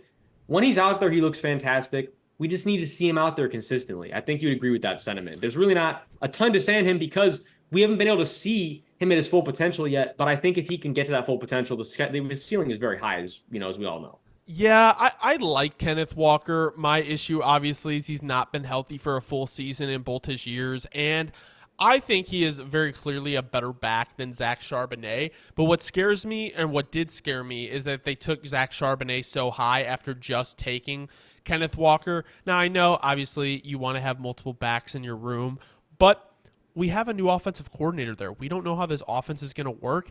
And I just don't I just don't know how I feel about Kenneth Walker. I think he's a very talented back, but with looking at the Seahawks offensive line, I don't know if I trust them, So I think it's going to be a very up in the air year for Kenneth Walker, and I think that there also is a possibility that they kind of, I don't know, they have good weapons in the wide receiver room, but I could also see them. I know Pete wanted to run the ball, so I don't know. Maybe that's why he was so productive. I don't know. Basically, my stance, I don't want to keep rambling. All I want to say is I am just unsure of how to feel about Kenneth Walker, and that's why he didn't make my list. No, and there's nothing wrong with that. There's definitely nothing wrong with that. As I've been saying, I'm just ranking them more on their ceiling and what I expect of their ceiling, what I already know, combination of both, right? But with Kenneth, yeah, exactly. You could feel a lot of ways about it. I'm just leaning more towards if he can hit that ceiling and stay healthy. But it's tough, right? There's a lot of ways you could feel about it. And running backs are volatile. Like a lot of people are gonna have a lot of different feelings about running backs. It is. This was one of this, if not the toughest, one of the tougher position groups to rank that we did today. Number 12, someone I had that you did not have is Joe Mixon. I think he had a really good year last year. And I think, honestly, behind a pretty good offensive line in Houston and the offensive weapons that they have, I mean, Devin Singletary had a good year last year. Why should Joe Mixon not? So I think Joe Mixon doesn't get talked about a lot because he's not a super flashy player. I think he's just a pretty good running back. So I think with the way that the offense is going to function in Houston and really just kind of being that dominant back in that room, could lead to Joe Mixon having a very, very underrated, sneaky good year because your backup is Dameon Pierce, and we know the system last year really didn't click with Pierce. So I don't really think it's going to be much of a committee. I think it's pretty much going to be Joe Mixon. So that's where I got him at number 12. You see, I just didn't have Joe Mixon just because it's just, guys, more than anything, as you notice the theme with this list, it's like the guys that I had that were older either produced incredibly well last year or they're not on the list. And that's my thing with Joe is just like, and you know me with running backs. Like, I think that I generally don't trust shelf life with them very much. And I feel like Joe's kind of getting to the very end of that shelf life Yeah. where this could be the year where a major drop off happens. But don't get me wrong, he did play damn good ball last year. And when he's out there, he always does. And so if he can come back and not have a regression year, I do think that I'll probably fair enough say regret not putting him on my top 15. It was more just projection for Joe Mixon, but he could definitely find his way, somewhere where I much higher than I had him, where I maybe should have had him in my top 15. My running backs were just really hard for me. There were so many guys I wanted to put that I didn't put. Running backs were really tough to rank. Who do you have at number 10, Dobbs? Number 10, I have Breece Hall. And I think for Breece, it's simple, right? Like the Jets offense, it's kind of like a Najee Harris situation, right? Except a very different style of back than Najee is. But you see what I'm saying, right? It's the offense was the issue, not the running back. And again, but Breece is much different than Najee. Breece is explosive speed. He's got all the moves. He's super fluid, but it's the same concept. Behind a productive offense, he will look so much better than he looked. And he was already being productive behind an absolutely putrid, shouldn't even be in the NFL offense. So if we expect the transition and we receive the transition that we expect from him this year, I feel like there's no way he's not going to be a top 10 back. And that was just kind of my logic on putting him in the top 10. I just didn't know where to put him on the top 10. But I expect a humongous year from him. And that's really all there is to it. Yeah, I think Brees Hall, really the sky is the limit with him. They upgraded the offensive line massively. Aaron Rodgers is back. It's going to be a completely kind of different offense. I mean, he had 95 targets last year as a running back. So I think, and he was 6 yards short of 1,000 in the air. Like, I may sound a little crazy, but I could see him going 2,000 yards from scrimmage through the air and on the ground. So I'm just super high on Breece Hall. I think him and Jahmyr Gibbs are probably the future of the young running backs. So I think with an improved offensive line and Aaron Rodgers returning, that Breece Hall could have one of probably his best season yet. Oh, absolutely. That's why, again, like I should probably have him higher. It's just, I just don't know exactly what to expect. To your point, with Aaron Rodgers coming back, it could end up being where it's a lot less targets because now the QB will actually know where to get the ball much more Right. consistently. But so, like, I just didn't know exactly where I wanted to have him rounded out. But there was no doubt. He is top 10, even with that putrid offense last year. He should be top 5 this year with a much better offense. And I probably will regret having him as low as I have him. But it was mainly, like I said, more than anything based off of just last year, sprinkled in with the expectations for the future, right? So I am going to go number 10 here because you do not have him on your list. I have James Cook. And the reason I have James Cook is because obviously we talked about Josh Allen and the situation kind of there in our top 15 quarterback rankings in the first part of the show. And the reality is they are going to have to work out their offensive identity. James Cook had a really good year last year. They drafted Ray Davis, but we don't really know what he can be at the NFL level. And, if you look at what James Cook did last year, 1,100 yards on the ground, almost 450 yards in the air, 54 targets, total of 6 touchdowns. I think if they're going to run the ball more, this could be James Cook's breakout year, and I expect him to get a little bit more of the load on offense. So it's going to be an interesting year for James Cook, and I think because of the lack of certainty in the wide receiver room or pass catcher room, that he might be a little bit more of a focus on offense. No, and honestly, James Cook, just again, one of those guys, very, very much on that right outside of the top 15 for me. My logic on James was just like, look, he made a humongous stat jump last year. I just want to see James get a little bit better, more consistent, reading the gaps, becoming a little bit more gap intelligent, like just being quicker to read where he needs to go. But let me clear, right? He made up with that with the athleticism he possesses. He made up for it with the fact that he's incredibly twitchy, incredibly athletic. If he can mirror those two together and really bring them together, become much more, right, read the gaps a lot better this year and use the talent that he very clearly has, I very much will regret leaving him out the top 15. I just, again, with now, like you said, Ray Davis coming in, I don't know what the snap share is going to look like. Those contingencies kind of made it so he was right outside the top 15 for me. But don't get me wrong.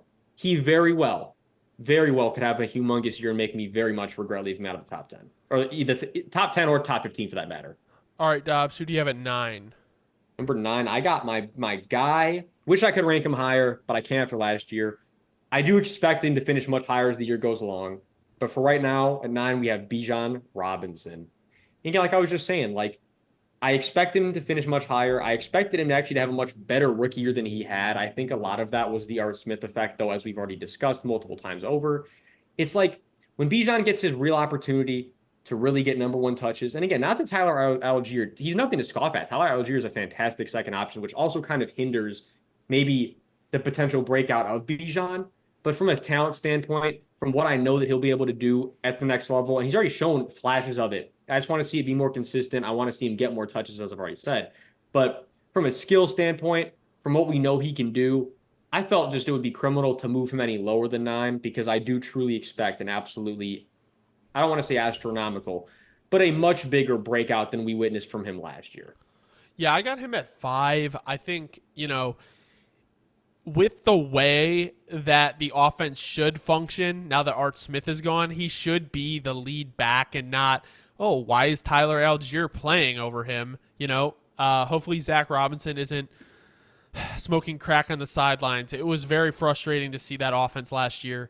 But obviously, with being able to go through the air a little bit better with a competent quarterback in Kirk Cousins, throwing to Drake London, Darnell Mooney, Kyle Pitts, and the offensive line being as good as it is, Bijan Robinson should be a very, very, very scary threat in the pass game and the run game. He almost had 1,000 yards on the ground last year and had 86 targets. So I could see that those targets hit 100. I could see him going for like 1,200 yards. So with that being said, I think Bijan is one of the biggest excitements for the running backs going into this year. Oh, absolutely. If not the biggest, if you're me, because like I said, like when he was coming out of college, man, this is a guy where it's special tape. It's special tape. He just needs to get those touches in the NFL. And again, the sky is truly the limit for Bijan. I'll keep harping for my guy. Who do you have at number 8? Number 8, we got James Conner, and humongous leap, right? Like talking about guys who made the biggest leap from one year to the other in these lists. I don't know if I would have had James Conner in the top 15 at the start of last year, but after last year and when he showed consistently behind a very, very mid to below average offense, I mean, the pass protection, the hard running, the gap intelligence, like James Conner was using it all to his strength last year, right? And to the point of, I'll kind of use like a contrast, like a James Cook to kind of contrast him to James Cook. It's kind of the opposite, right? Like he doesn't have that natural athleticism. He does. He's obviously everyone in the NFL does, but you get what I'm saying. Not that same level of like twitch and athleticism James Cook has, but to make up for it, he hits the right hole very consistently. He's very strong, very good contact. Right, contact balance is very on point. Like James Conner has kind of like really revitalized his career here. I don't want to say out of nowhere, but certainly not. I don't really think anyone expected what he did last year to kind of come out of nowhere as it did. And so with that being said, credit where it's due. I felt like it'd be criminal to put him any lower than 8 because just again, my ranking is more purely based off of last year with sprinkling those expectations for this year. But off last year, I couldn't put him any lower because he had a fantastic year in a very bad offense last year. Yeah, so I have James Conner at 11. I mean, statistically on the ground, he had his best year of his career. 5 yards per carry, 1,040 yards in only 13 games. He had 165 yards to the air and 33 targets. Now, he is 29. They did draft Trey Benson, so I still think this is going to be James Conner's year. And I think if he could stay healthy, I don't see why he can't go for 1,200 behind an upgraded offensive line and a second year in that offensive system. Now, with that being said, I don't think James Conner is going to be on my list next year. I think this is kind of James Conner's like last productive year. So with that being said, I have him at 11. No, you know what though? You're spot on. I agree completely. Like about Trey Benson, as we said, when we're doing our Cardinals like deep dive, like when we were doing our discussion, I think it's like Trey Benson's gonna come take that sooner than later. As Joseph said though, it's kind of like it was, this year James Conner's probably going to be the lead guy, but after that, Trey Benson is probably going to come in and take that role sooner than later. So that's just kind of how I look at it right now. But again, off of last year alone, I just couldn't put him any lower than 8. I would have felt that was a little criminal. All right, going into number 7, Dobbs, who do you have? I have Josh Jacobs at number 7. And you know what? Look, there's another one where I can already hear the comments. I can see him already. After last year, how could you have him over some of these other guys? Like I said, I sprinkled in the projections, but for Josh Jacobs, I might have used the shaker a little bit more than sprinkling it because it's like when we saw what Josh Jacobs can do at his ceiling. Josh Jacobs was the best back in the league for a year, right? And if he can get back to that ceiling, which again, it's I look at it very black and white, but I'm also like I'm on both sides. If that makes sense. It's very tough because, like I said, running back shelf lives I don't really believe in very much. But Josh Jacobs also is one of my guys. It's tough for me, bro. You remember when he was coming out of the draft, however many years ago, I was saying this is my guy. I think Josh Jacobs is going to be really good in the league, and not only was he really good, he truly was the best running back in the league for a full season, and that was very recently. The injury riddled season last year, it's very tough. It was very tough to rank him because it's like, is he ever going to get back to that same form? Or is he just going to be another one of the running backs in the history of the league that got to the peak and had a very, very steep decline, which we've seen so many times? So it's tough. I don't know what to expect. But if he can get back to that same ceiling, then he's going to be higher than 7. But if he crashes and burns, then he's going to be off the list sooner by even the end of the year. So with that whole like soliloquy being said, I didn't know where to put him. I put him Yeah. right in the middle. I feel like it's boom or bust, and I didn't know where to put him. So for that reason, 7 was where I was comfortable. So I have Josh Jacobs at 9. I really do like Josh, but the thing is with him is he definitely is a volume carry type of back where he just kind of gets going the more you give him. And I do think he will be productive in the Packers system. Now, that being said, they do have Marshawn Lloyd and A.J. Dillon. So I do think it'll be a little bit more, backfield by committee there. I do think Josh will definitely be the lead back. But with that being said, I am uncertain in how good Josh is going to be this year. He had a 3.5 average carry last year. He had 805 yards. Like, definitely a dip in production, but we Humongous. know. Like, it was not just a dip; it was a critical dip, like Yeah, critical. I guess the biggest thing is we saw the difference in how he was used when it was McDaniels to AP. So it'll be interesting to see how LaFleur uses him. I think, he could have a really good year behind that Packers O-line, but I also think it could be kind of more of the same that we saw last year. Yeah, it's that he was the toughest one for me to rank because there is such a like range in a 2-year period where it's like, man, oh man, I had to just even him back out, and we're gonna see where it goes. So I'm going to go with my 8th guy because you don't have him on his list, and that's Travis Etienne. I think he's going to have a really good year in the Jaguars offense with the additional pass weapons. And if Doug Peterson obviously takes back play calling, we talked about that with Trevor Lawrence. I just think he's maybe one of the more underrated backs in the league because of how good he is, how explosive he is. And I think that's just because due to the fact that he's in Jacksonville, honestly. They don't have a ton of other weapons in that running back room, and he's gone for 1,000 yards these last 2 years. And last year he had 73 targets, 476 yards in the air. I think he could easily go for another season where he's getting 1,600 yards from scrimmage. And he also had, I know touchdowns aren't necessarily the best thing to rely on, but he did have 12 total touchdowns last year, and he had 11 on the ground. And yes, he was a little bit of a volume carry back, averaging 3.8 yards per carry. But I do think that has to do with the fact that their O-line wasn't the greatest last year, and they did shore up the interior, so that should help him out. No, yeah, and let me be clear. Like again, because I feel bad. All the guys that you have that I don't have, like they were literally the guys that were like right outside. Like that's not. It's not like these were guys that I had like they were literally taking a bat to the door and demanding to be let in. I just couldn't, because my logic for ETN is very similar to who I had for James Cook. I think I just right. It's like the athleticism, the talent, the explosiveness, like you said, it's all there.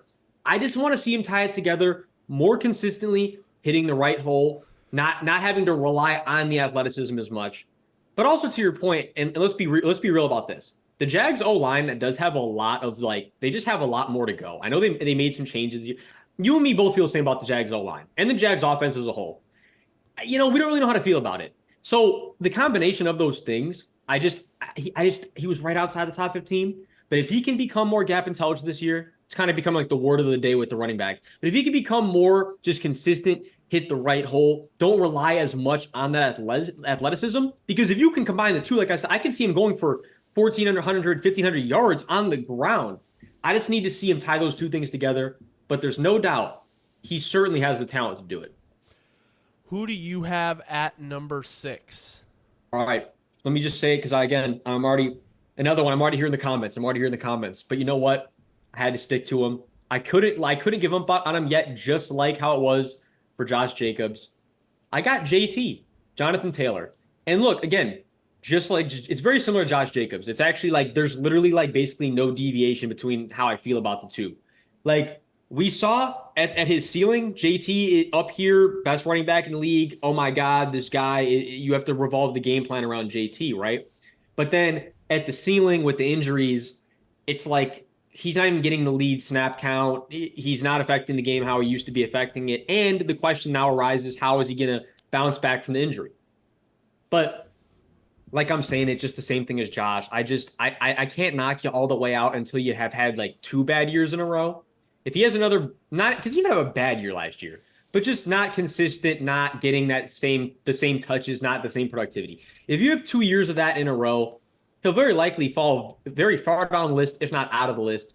I just him and Josh, I had to give one more shot to prove that they still deserve a spot on the list because they certainly did a year ago. These would be guys that were like in top 2 or 3. So I just didn't want to knock them down too much off of like one bad year of sample size, if that makes sense. Yeah, I have JT at 7 just because of the fact that they upgraded their pass catcher room with AD Mitchell and then Josh Downs taking hopefully another step this year. Obviously, I do think their tight end room could improve. But with that being said, I think with their O-line taking another step forward, this is going to allow JT to kind of dominate on the ground without having to worry about carrying the offense. If Anthony Richardson is back and he can rely on his pass catchers to get open and they have to defend downfield and that opens up the box for JT, I think he should run all over defenses this year.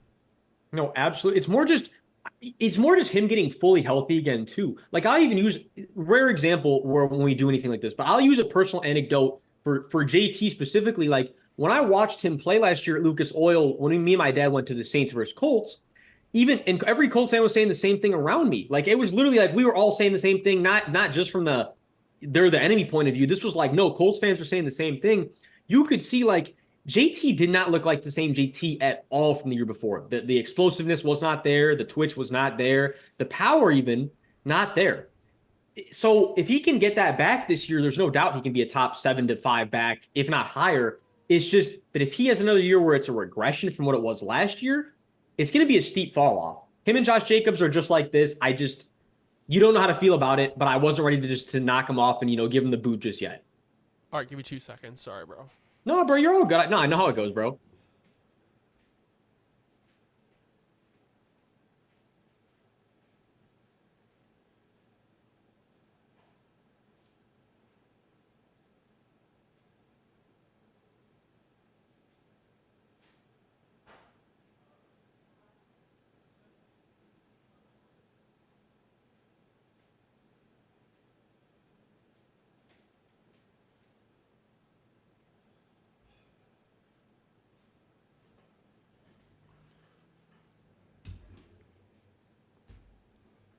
All right. Yeah. No, you're good. All right, ready? Yes, sir. You already know. Actually, wait, real quick before we start, bro, what's our just run me one more time. I'm gonna put up my notes. What's the PFF login for YDKB? It's just the Gmail. Okay. So it's the same password and everything? Well, you just click like sign in through Google. Oh, dude, what the bro? What am I doing, bro? This is why I need to just open my eyes sometimes. Like, motherfuckers be like, Dobbs, bro, just open your eyes. I'm like, I just laser in on the first fucking thing I see on the website, bro. Like, hold on, bro. I'm Um, just clicking it. It's no, you're giving me a good. long ass. Okay, there we go, bro. There we go, dude. All right, now bro, I'm cooking. Okay. All right, let's get it, bro. All right, who do you have at number 5? All right, at number 5, potential controversy incoming. At number 5, I got Kyron Williams. After what he did last year, I think, again, like let me be crystal clear. I'm not saying he is Todd Gurley. He is not Todd Gurley. He is not Todd Gurley, right? But with that said, can he produce kind of similar to how Todd Gurley did in this offense? And did he even last year to an extent? When he went, especially the second half of the year when they got rolling, yeah. And the thing is this, he's he's above. I would say he's a solid pass protector, but the twitch, the gap intelligence, he's right. He ran this offense to perfection last year, right? Like Kyron Williams was doing everything you want him to do. He's very young. We expect another jump. Obviously, adding Blake Corum kind of adds some competition. And yes, in terms of like, could Blake Corum end up even stealing his spot eventually? Because I also high on Blake Corum. Yeah, for sure. But again, like I said, I'm just going based off of last year. And what Kyron Williams did last year was incredibly impressive. I felt like, and it was enough to warrant him a spot in the top 5. Because again, if you said at the beginning of the year Kyron Williams is going to be a top 5 back to me last year, again, similar to some of these other guys I said, I would have said you're absolutely fucking insane. But after what he did last year, the tape didn't lie. Incredibly productive, incredibly smart, incredibly efficient. I'm sorry, I had to put him top 5. It's just the way I saw it from last year. Yeah, I mean, here's my thing. I don't have him on my list, and the reason is kind of the Damian Pierce reason. They added another running back, and he wasn't drafted the highest, right? He was taken in the 5th round, and I think that's when actually Pierce was taken. They add Blake Corum, and Kyron has shown that he struggles to stay healthy. I mean, he's already hurt right now. So while I do, for personal reasons, want Kyron Williams to be a top 5 back, I have a lot of shares of him in Dynasty. It did scare me once they took Corum, and now that's probably just an insurance policy. And if Kyron Williams plays like he did last year, I don't think he's going to lose his spot. But I struggled to put him there because he is a late round draft pick who had a really good year, and he is very injury prone. And sometimes when you're a good back, the best ability is availability, and he has not shown that he can be available for full 17 games. Now, it is only one season, so open to see what he can do, but I do really like Kyron and what he can do for the Rams. See, the injury thing, though, I don't blame you then. Like, if that was like the main thing you're equating, I don't blame you for leaving out your top 15 at all. It's just when he was out there, he was damn productive last year. So that's why I had him so high. But I completely understand where you're coming from. At number 4, who do you have? Number 4, we got, because, oh man, I'm going to, my only hypocritical take of the day, I promise. But he was so special when he was out there that I'm willing to be hypocritical for him. You know what I mean? Like, I'm willing to. Because I've said where I'm not gonna let just the 1 year sway me as much. But I think for running backs is actually the one position group that you actually can be. Running backs, it's fine. Like running backs, it's like, you know what? Sometimes, usually, you have the best years of your career the younger you are, right? It's kind of like again, back to sample size and everything else we've already been talking about. So at number 4, already, I'm very comfortable. And he truly could even end up being higher by the end of the year. You could argue him higher right now, truly, off of just the snaps he had last year, albeit it wasn't a ton of them, but he averaged 7 yards a carry. My God, was he efficient and just electric with the ball in his hands. Without further ado, we got Devon Achane at number 4. And I think, again, just for the reasons I've already listed, like just electric is underselling him. He is just the was he not, if I'm not mistaken, did he not like clock faster than Tyreek at some point last year? Like he was the fastest player in the entire league. Something like that. Mile per hour, like I don't have him on my list, and it was hard not to put him on my list. But kind of the same thing, not all the same reasons, but kind of the same thing with Kyron is you have a guy that you know you can count on in Mostert. You have a guy you hope you can count on in Jalen Wright. And it just is such a muddy backfield. And yes, He had 800 yards on 103 carries, which is insane. But he only played 11 games. And I guess my thing is, I with the loaded backfield, with the injury history for the 1 year, I just don't know if I can trust him to be available where he's putting up 1,000 yards. And I think they're going to switch the ball out to Mostert and Jalen Wright quite a bit. So, with that being said, I do think he can be one of the top, I'll say it, 5 backs in the league if he can stay healthy. I just don't have and I think that's another reason I kept Kyron Williams out, you know? No, again, I think that I completely understand what you're saying. What you're saying is also very logical. I just, for the running backs, I kind of like, as you can see from my list, the list shows I'm willing to I gave a little bit of leeway for the injuries because I was just ranking off of like when they were out there at their peak. It's like, all right, what do I see from these guys? And at his peak, there's no doubt, truly. I mean, aside from CMC, at his peak last year, you could argue Devon Achane played better ball than any other running back in the league. It's just a matter of, like you said, him being able to actually stay out there with that incredibly frail frame. That's going to be his biggest issue. However, expected to put on some weight this offseason. Expected him to work with probably a few different strength trainers, guys who can help him get that contact balance up, really help. But it's the reality situation. There's only so much you can do with a frame like him. So we're bottom line, let's hope he can stay healthy because when he's healthy, he's a lot of fun to watch. Who do you have at number 3? Number 3, we have controversy again here. There's no doubt because the more I think about it, it's really tough not having him at 2. But I'm going to get to my reasoning for who I have it at 2. We got Saquon Barkley at number 3 here, bro. And again, I'm not ranking this off of my expectations of. Primarily, it's much more off of like just last year, right? Like if we were going to talk about expectations of what he's going to do in this Eagles offense, and aside from the injury concerns, you could literally straight up argue Saquon to 1, like right now, like with the expectations we have from that Eagles offense. But I think it's just like, off of last year alone, behind an absolutely putrid O-line. And Saquon has shown, look, like he bounces back from injuries and he still is able to be an incredibly productive back. He has that rare skill where he just dog in him, right? Back to the theme, that just dog in him.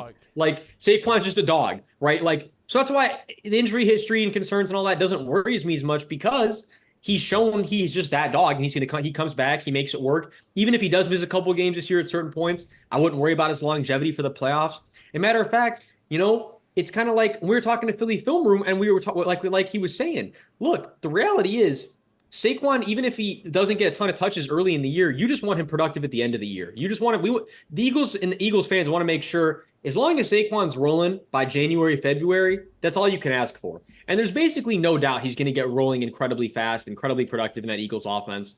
So, yeah, there was no doubt Saquon was going to be top 3. It was just a matter of where he was in the top 3.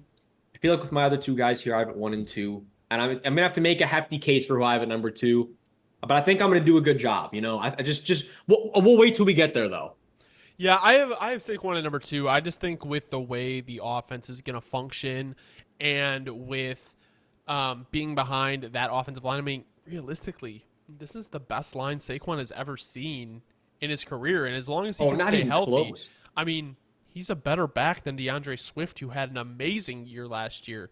So through the receiving, through the pass game, through the run game, I just think this is possibly – I want to say this and be very clear. I think Saquon could potentially have the best season of his career. But I don't think it's going to be the way that a lot of people think. Like, oh, he's going to be breaking all these huge runs. Like, yes, Saquon's a home run hitter, but I think he's just going to be consistently better on a game-to-game basis. And that is why I think Saquon in that Eagles offense is going to be such an impact player. So with Saquon, I have him at number 2. Who do you have at number 2, Dobbs? All right. And you know what? Again, this is one where it's going to be very polarizing, but it's okay. I'm going to explain my case. Tony Pollard. I still, could you imagine? It's fucking hilarious. All right. At number 2, I got the King Henry. And it's weird having him here. It really is. Because you can see, like, yeah, King Henry is getting older, but he still has everything he needs to be very productive. He still has the power. He still has the contact balance. He hasn't lost a ton of speed. He's definitely not, you can just see it. He's lumbering around a little bit more than he used to in terms of how he moves, but it's not like he was ever super twitchy or anything to begin with. So it's not like it affects him that much, right? What I'm really trying to say is, yeah, he's getting older, but it's not like it's the end all be all for him like it is for a lot of other backs because his play style just tailors so much to like, I'm just bigger than you and you have to bring me down. So, and especially going to this Ravens offense, being able, him and Lamar, truly, I mean, that Todd Monken's gonna have a ton of fun because the dichotomy you have of like, it's just, we could, without getting super nerdy, like there is so much a defense has to think about now in terms of like how hard you got to hit the block on the downhill. But like you hit it too hard and Lamar pulls, you're screwed.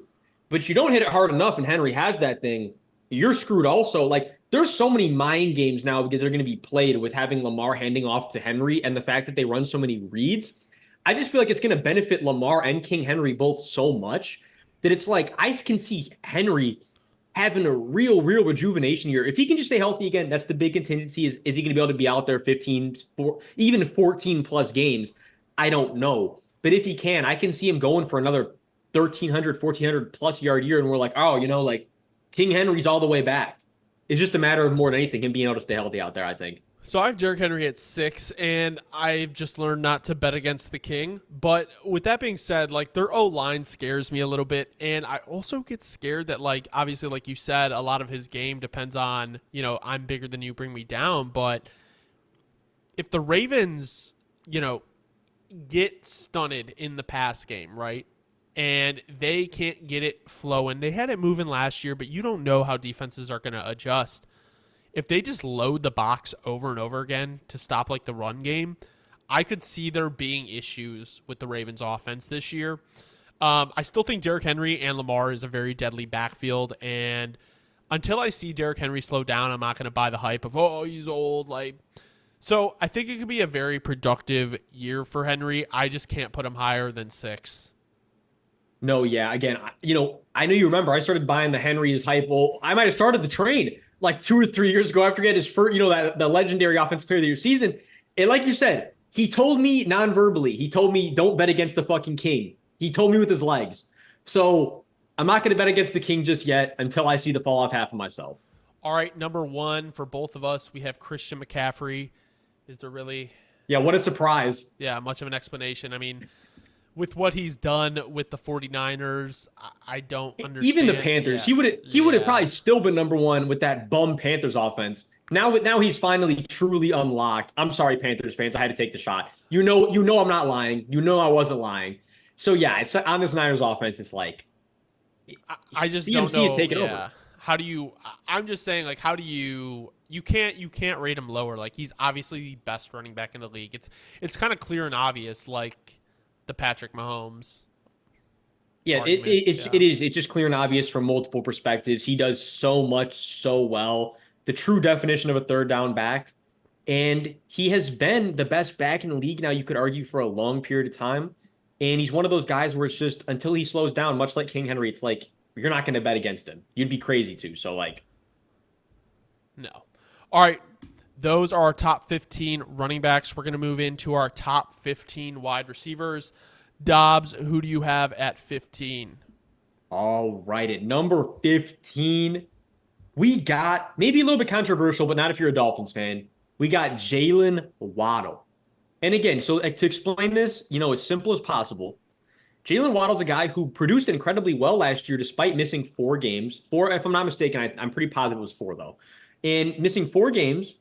On top of that, still, like I said, very productive stats, but just from a pure play style perspective, Jalen Waddle is incredibly tough to guard. You watch the film, like Jalen Waddle, if it's a one-on-one, like, you know what I mean? Like, good luck staying with Jalen Waddle. It's just, the reality is Tyreek is also just, Tyreek is Tyreek. When you're playing next to Tyreek, Tyreek's doing the same thing you're doing, except a little bit better. But Jalen Waddle's doing basically what Tyreek's doing. He's just not Tyreek. So Tyreek, of course, is going to dominate the target share. Tyreek's going to be the guy where we look at and we're like, oh my God, the legendary Tyreek with all these yards and all these accolades he has in his career.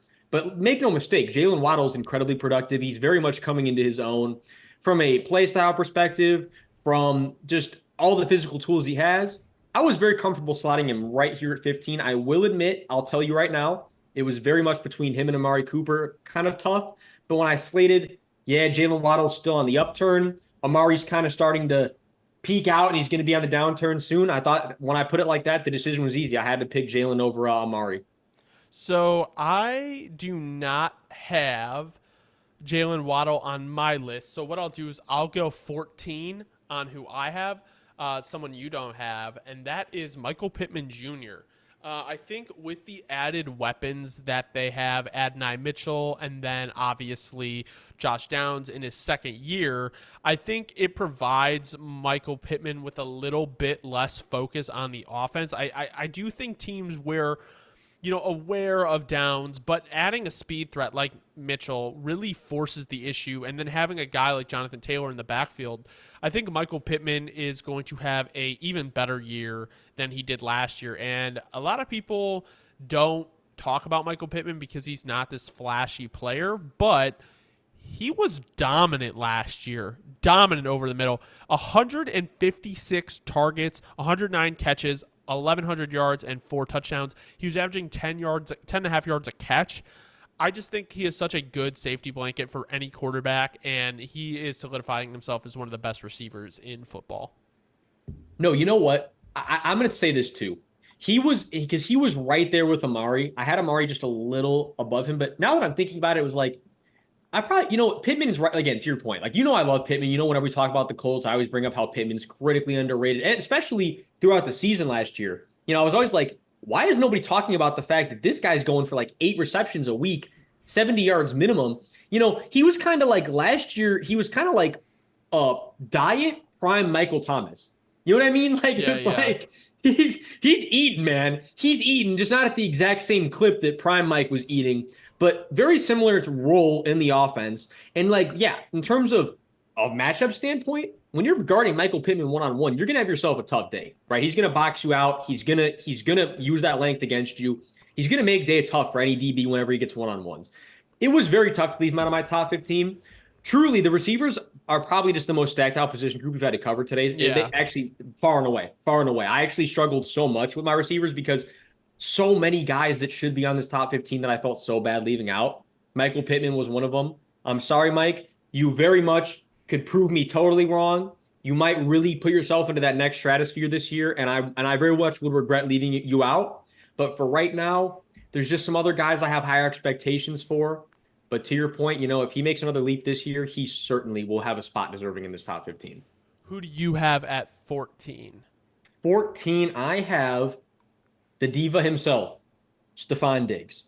And again, though, look, let me be clear. Like, especially now that we're talking about it, by the end of this year, if Stephon has a regression and he does it, because again, you could say last year there's questions like, was last year a regression purely on his age and his skill, or was it like him and Josh Allen weren't as close because of many things that have happened over the years? And you have to ask yourself these intangible things like, how close were they still? Like, does that affect how that they played together? All those things, again, because we don't know. We're not in the locker room. We're not in their brain. We don't know. So I don't know if his regression was based off of actually the fact that he's getting older, or it's getting, right, the fact that things were just weird in Buffalo. And we said from the beginning of the year, it just didn't feel right. So I don't know. I'm going to lean right now that it didn't feel right, right? Like, it's like, all right, new with CJ Stroud. I could see him going for 13, 1400 again. With that logic, I felt like I would have been wrong to leave him out of the top 15, which is, but again, getting older. So I slotted him here right at 14, where he's right outside, being outside that top 15, but he's right inside that top 15. Like it's tough with Stephon because I really didn't know where to place him. It was kind of Stephon was playing mind games with me like he does with everybody else around him. I think going into the offense that they have in Houston will help him, especially with Nico Collins and Tank Dell being, weapons, and then having Joe Mixon, Dalton Schultz. So I think we'll definitely see a better season from Stephon Diggs. I still think he's a very good player. I just think his time was kind of up in Buffalo, and it showed on the field a little bit. Absolutely. That's the thing is it's tough. We're gonna find out though. We're gonna find out this year if it was really, if it was the Bills connection dwindling, or if it was Stephon. And there's really no in between. Major questions about Stephon we're gonna have answered this year. Number 12, Dobbs. Or 13, 13. I was gonna say, don't let me skip my boy right here. Even though he is a critical team rival, you know what? He's a legendary player, and I have to give credit where it's due because I'm a purely objective man. You know what I mean? And so at number 13, we got Mike Evans, a guy who's never gone under 1,000 yards in his career. Basically, the model of consistency in the NFL, along with a few other guys at this point. I mean, Mike Evans, just the definition of a true pro, a true Buccaneer legend, and just despite how the quarterback play changes, Mike Evans doesn't change. And that's really the number one testament to Mike Evans, I think you could say, throughout the course of his career. A guy who, when he gets one-on-one, he's probably going to win it if you just toss that thing his way. You have to revolve a lot of red zone game planning around Mike Evans. Mike Evans is just there's not really much more to say. Just incredibly consistent, incredibly tough matchup, and he's done it with multiple different quarterbacks, multiple different offensive schemes. It would have been criminal to leave him out of the top 15 is really the easiest way to say it. Yeah, Mike Evans, I don't know how you can not have him in your top 15 every year. I had him at 12, so not much of a difference. And he had the third most yards in third most yards, I want to say, in his career with Baker last year, and tied for second most touchdowns. So taking a step, I don't know how you want to put Jameis compared to Baker. Obviously, Baker's had a more successful career, I would say. But like you said, the consistency with Mike Evans has yet to dip, even with his age, and I just don't see it happening this year. So it's kind of hard to leave him off our list. Yeah, it's just Mike is probably the easiest explanation there is on this list. 100%. He's never fallen off of the list. Outside of number one, but yeah, exactly. It's just with Mike, he's never moved. Why move him, right? Yeah. At number 12, who do you Well, so got? real quick, bro, before we get to number 12, let me just see if I turn this on because the sun now the Yeah, clouds yeah. came out, so it looks all dark. Oh, Does yeah. that look better? So much better, yeah. Okay, there we go, bro. I was gonna say because I didn't turn it on before because the sun was coming through, but now it'll Yeah. look a lot better. Going into number 12, Dobbs, who do you have? Oh, you're gonna love this one, bro. Number 12, we got, and again, he wouldn't have at the beginning of last year, he truly wouldn't have been on this list, even though he would have been like teetering, right outside. But with what you could argue was the best year of his career, given the amount of games he missed, right? We got Keenan Allen right here at number 12, which is very surprising because I truly did expect that we were going to start getting to the point where Keenan really peaked out. And yeah, he had a good career when he was out there, but I expected it was going to be kind of a steady downturn. He's getting older. Keenan said, hold up. Fuck that, dude. I still got plenty left in the tank. I don't, no doubt. And it's kind of like we were saying about like CMC and these other guys. Now all of a sudden, I'm not going to doubt you until the wheels fall all the way off. And clearly they haven't fallen all the way off. Clearly, Keenan took WD-40 to the rims of the tires and rejuvenated them. You know what I mean? Like we're all of a sudden where it's like, is Keenan Allen going to, re-enter like a 2-3 year prime here and kind of really be able to gel with this Bears offense, which I know you guys are hoping for. And if that's the case, after how he played last year, I felt like I couldn't move him any lower than number 12. Yeah, I got him at 15. I think because of the offense that they're going to be in, where it's like Rome, Gerald Everett, Cole Kmet, DJ Moore, DeAndre Swift, I just think there's a lot of mouths to feed. And I actually think this is beneficial to Keenan because he's not forced to be a wide receiver 1. He could be a wide receiver 2, which is kind of crazy when you think about it. I just think there may be a chance where his stats dip a little bit, but his impact on the field will probably be the same as it was last year. So with that being said, I have him at number 15. All right, so he just snuck in for you. Yeah, just snuck in. He definitely just snuck in the door. That's crazy. But I thought you were going to have him higher. I thought you were going to have him higher. So that's why I am trying my best to remove all bias from these. And maybe you might see it with a different guy on the list. But not to spoil anything, Dobbs, who do you have at 11? Number 11. And, I'm going to be honest about this. I actually feel bad that he made this much of a dip in 1 year. And he might really make this ranking look shitty in a few months. But again, more than anything, I based it primarily off last year. He still is very clearly a top 15 receiver in the league, but a steady dip in production. And he's getting older. Those two things on top of it is why I had him right outside the top 10. We have the legend himself, Devontae Adams. And, like I'm saying, there's really not much more to say. Like, I really wanted to put him in the top 10. He probably does deserve a spot in the top 10, but the guys who I have all in the top 10 have shown not only are they younger, but more productive in more recent time, right? You know what I mean? So that's kind of just the logic more than anything, right? Like Devontae very much, if Devontae has another vintage Devontae year, he's going to throw himself right back in that top 5. And I'm going to be saying to myself, what was I thinking? How can I leave Devontae? How can I push him this far down? But just off last year, like you're saying, we don't QB situation. It's still very much like how do we feel about it?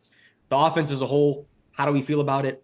How does Devontae fit into this offense right now? I just felt like with all those questions, I knew he was top 15. I know he still is a legendary player. I had to slot him right outside the top 10 for those reasons. Yeah, I got him at 9. I mean, I do think obviously he dipped. I think that has a lot to do with the situation. I don't know if it has to do with the talent that he has. And I think being in the AP system with Aiden O'Connell, I guess year 2, obviously AP isn't calling the offensive plays, but I guess my main point is he is in a system for the second year with a quarterback, so he's still getting chemistry, and he still put up 1,100 yards and 8 touchdowns. So I do still think he is definitely he is one of those guys that we were talking about a little bit with the quarterbacks where it's like he has that killer in him, and that's why I like Devontae Adams so much. So that's why I have him at 9. I just think, until he actually falls off the rails, he's not someone I'm going to question, kind of like King Henry.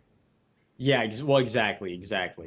All right. He's definitely earned that. He's definitely earned that tier. Oh, yeah, especially with everything that he's gone through in his career. So going at number 10, Dobbs, who do you have? All right. I got another one you're gonna love right here. The Bears fans are gonna love this one. And number 10, just one slot away, or I guess technically two, but one guy in between them. You get what I'm saying? The Bears receiving, new duo over here. We got DJ Moore alongside to go on the same list as Keenan Allen, which is kind of crazy if you're a Bears fan. But it's just crazy in general that the Bears have 2 top 15 receivers in my book now. And then if Rome, there's a lot of, right, the Bears are going crazy, but that's not the point of today's show. But it's very interesting because you guys have so much talent over there. But yeah, let's get back to DJ Moore. DJ Moore's a guy who, again, has proven he can go over 1,000 yards with multiple different quarterbacks. He can go over 1,000 yards in very, very bad offenses. He's a guy who produces despite circumstance, which is kind of the most important thing in any that, right, for the guys that we see it highest on the list. These are guys that have produced really in any circumstance, right? That's where DJ Moore is at in his career, and he's coming off the best year of his career. And like we said, last year was not too much of a favorable situation for him, the way that offense was running. He still made it work very good for him. He's shown from a route running perspective, from a hands perspective, he's an incredibly tough matchup. And for all those reasons, I would have felt criminal leaving him out the top 10 after what he just did in a very, very unproductive Bears offense last year. Yeah, so I got him at 8, and I think the reason I have him so high is because I think if Caleb Williams is supposed to be what everyone talks him up to be, this is the best quarterback that he's going to have ever played with, and he's put up numbers with very bad quarterbacks. So if he's the number 1 in this system, and he's playing with the best quarterback that he has in his career, I don't see why he can't be a top 8 receiver in the league and have his best season yet. I think his best season will probably come next year, but basically what I'm saying is potentially the best situation that he's ever been in on an offense. So with that being said, I do have him at 8. All right, so I'm going to do my 11 and 10 because I don't believe that you have them on your list. So at 11, I have Drake London. I think the potential for Zach Robinson and Kirk Cousins to use him in a way that he has not been used before, not that he's going to be used in a different way, but just in a more productive offense. And then you have obviously Kyle Pitts and Bijan Robinson. Like, their offense is poised to have a really good year. And, Darnell Mooney is your 2. Not a bad 2 to have. I think when you ask him to be a 1, it's a little bit of a struggle. But with that being said, I just want to say that I think Drake London is probably in the best situation possible, and we've seen that he can be a very, very good receiver in the league. So very excited to see what Drake London can do this year, and I think 11, right around where Mike Evans is a good spot to have him. No, don't get me wrong. If it was like purely based off projection, I probably would have found a way to put Drake London in my top 15. Because you remember, that's my wide receiver 1 from 3, I believe now, 3 years ago. It's a guy who I have so much faith in. I had so much stock at the time, and I still do. It was just, the Atlanta war criminal that we won't speak of that came in and kind of made sure that Drake was never able to eat how he should be eating. He kind of made him starve a little. But Drake's he's gonna be at the buffet this year. He's gonna be eating good, and I think there will be a huge jump in production at the end of next year. He very well has a big chance to find himself onto my top 15 for the beginning of next year. Yeah, I could see him making a huge jump this year. Just off of last year, I don't want to sneak him in just because the stats weren't there necessarily. But again, it's because of a certain somebody over there that used to be in Atlanta. But I expect a big jump this year, certainly. At number 10, I have Garrett Wilson. So he has had two 1,000-yard seasons, 147 targets in his rookie year, 168 last year, and he's been playing with probably some of the worst quarterback play in the NFL. Really, really bad offensive coordinators as well. You get Aaron Rodgers back, hopefully, for a full season, and I don't see why he can't go for 1,500 yards. I think Garrett Wilson, obviously, the hype is there, but he's still kind of slept on. I just think, the situation has been so dire there out in New York that the expectations really can't be that high for him. So with that being said, I think this year is probably the best opportunity he's going to have a very, very productive year. No, yeah. Again, if I based mine more off of like projections than like immediate production last year, Garrett Wilson, another guy I very much would have like had in the top 15. I just need to see it with A-Rod. But to your point, I have no doubt he could go for 1250 plus this year. It's just a matter of staying healthy, getting that repertoire with Rodgers. But we know he has the talent. He made that very clear with the college all 22. Now it's just time to tie it all together. All right, Dobbs, who do you have at 9? All right, at number 9, I have, and again, Rams fans not gonna be too happy with this one, but don't worry, he's gonna work his way up this list as the years go on. It's just again off of just a 1 year sample size. I have to apply that at least a little bit, especially with it just is what it is.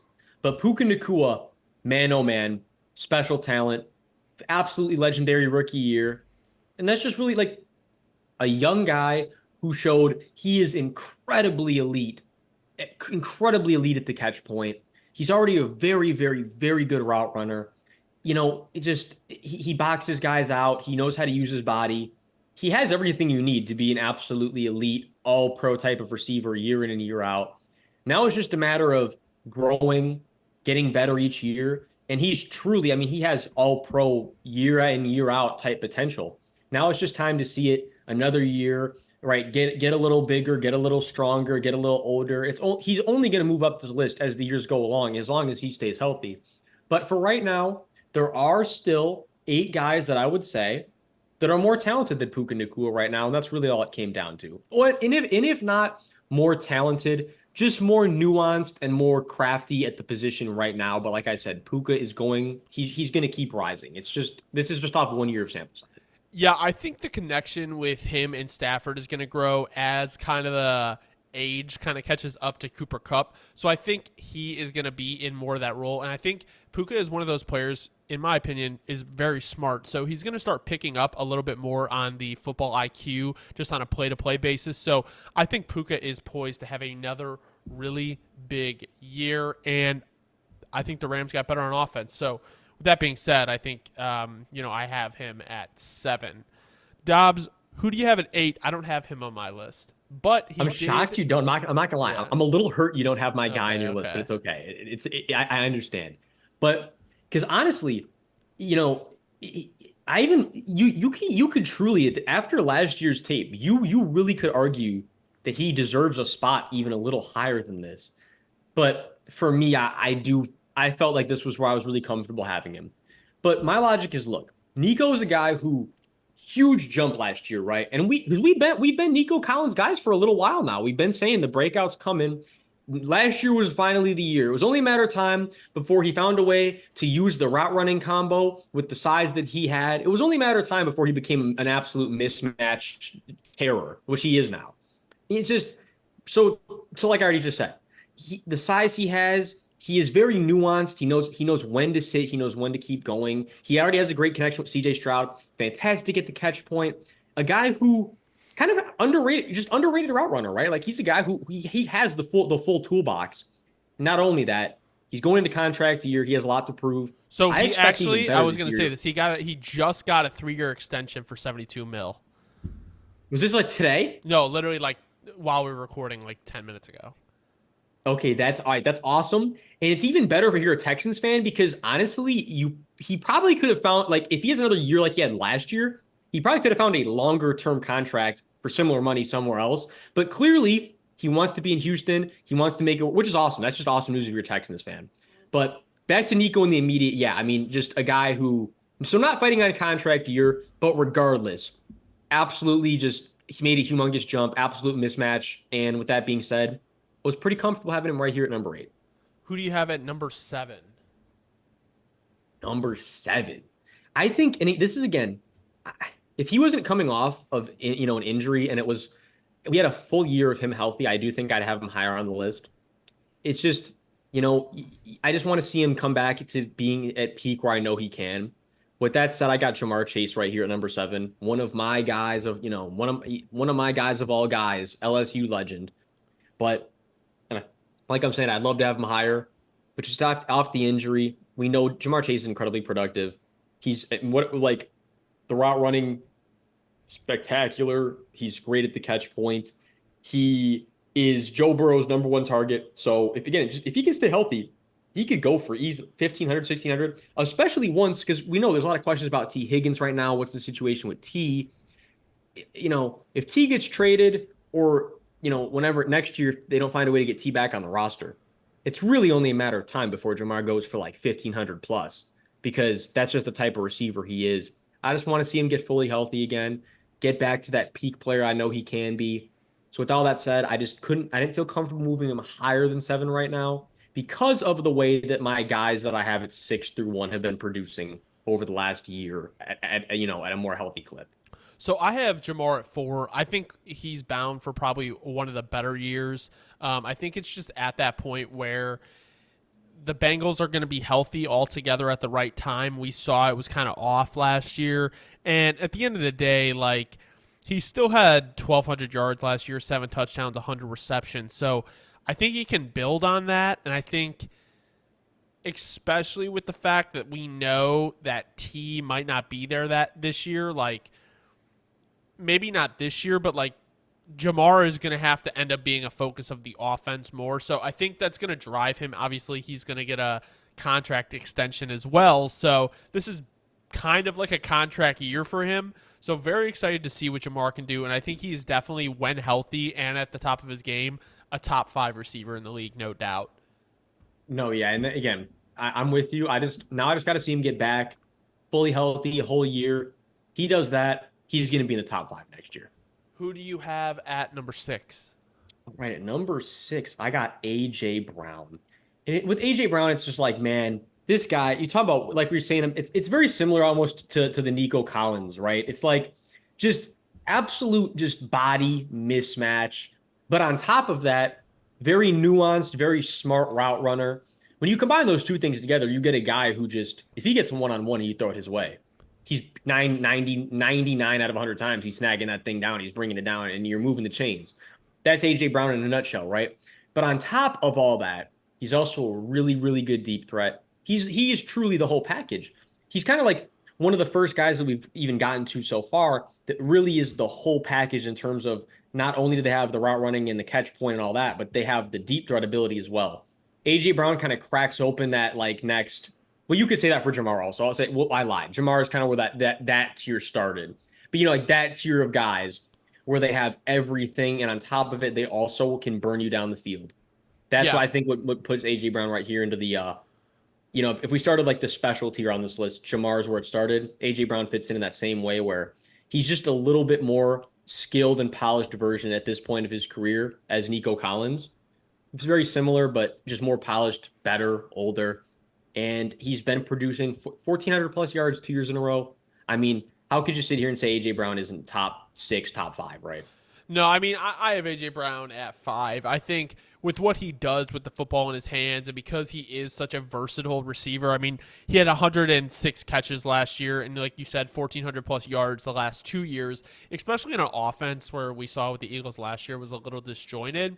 And the thing is, because he's so dominant, it allows Devonta Smith to be such a better wide receiver, or I would say opens him up for more opportunities. Devonta Smith is already a very talented receiver. So I think, honestly, having a guy like a Saquon, I know DeAndre Swift had a good year last year, but having a guy like Saquon who's going to make teams be honest to the run a little bit more, I think it's going to even open it up for A.J. Brown. And, A.J. Brown with the ball in his hands is a dominant player. So he's one of the best receivers in the league, no doubt. Who do you have at number 5, Dobbs? All right, at number 5, I got Brandon Ayuk. And so let me explain, because this is another one where, you know what, I'm already seeing the comments like, how could you put Ayuk over X, X, and X? Look, here's my reason for putting Ayuk at number 5, especially if you're a real tape watcher. Shout out to the real tape watchers out there. Look, Brandon Ayuk is getting open like every play. The reality is this: the Niners are not nowhere near as pass heavy as a lot of these other teams with these other receivers that are on the top 10, top 5. And despite that, he still put up very, very good numbers. He's to the point where truly it's like you like they say the saying, you can't guard this guy in a phone booth. You can't guard Brandon Ayuk in a phone booth. Like Brandon Ayuk you could truly argue at this point in his career, you could make the argument he's the best route runner in the league. Like, and again, that's just purely it's just one skill of the many skills you need to be an elite receiver. But Brandon Ayuk, you're going to be hard pressed to find someone that can consistently stay with him one-on-one. He's become so nuanced. He's become so smart. He's become on top of it. He knows, again, like I said, right. He knows right when to sit. He knows right when to keep going. He's going to find the open space. He's QB's best friend archetype of receiver. But on top of that, fantastic rack. He also definitely has the deep threat ability. He's really come into a world of his own. It's just he's just not in the most pass-heavy offense. You throw Brandon Ayuk on a team that throws the ball 30, 40 times, 50 times a game, Ayuk's going for 1,500 plus. You know what I mean? So I think I equated that heavily into my ranking. And I felt like with all that being said, I would have been a little criminal to leave Ayuk out of my top 5 the way he's kind of really progressed here. So we have Ayuk and A.J. Brown swapped. I mean, it's kind of like once you get into the top 6 of the receivers, it's kind of really, I don't want to say what you prefer, but at the end of the day, like these guys are all so good that it's like, well, what do you value more in a receiver? And I can say very confidently, without Brandon Ayuk on the 49ers, it completely changes the dynamic of that offense, in my opinion, because it's like you have Debo, yes, but Ayuk is just that type of receiver that, like you said, is always going to get open. And if you don't have one of those guys, it really shuts down the pass game quite a bit. So with that being said, Ayuk at 6 makes a lot of sense for me because he has really come into his own over this last year. And you could even argue these last 2 seasons. No, yeah, I would say this last year was like the start of it. This year was the confirmation. Like, okay, this guy is not only elite, but he's in the special tier range. Dobbs, who do you have at 4? All right, another guy who went from being in the good range to the special tier range.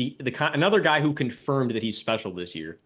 We got Amon-Ra St. Brown right here, and let me just address the elephant in the room right off the bat. Also, right, you could say to yourself if one of these, if AJ Brown's your guy, if Ayuk's your guy, if Chase is your guy, you're saying, well, Amon-Ra's in the slot so much more than these guys. He gets easier matchups. He has an easier time because of that.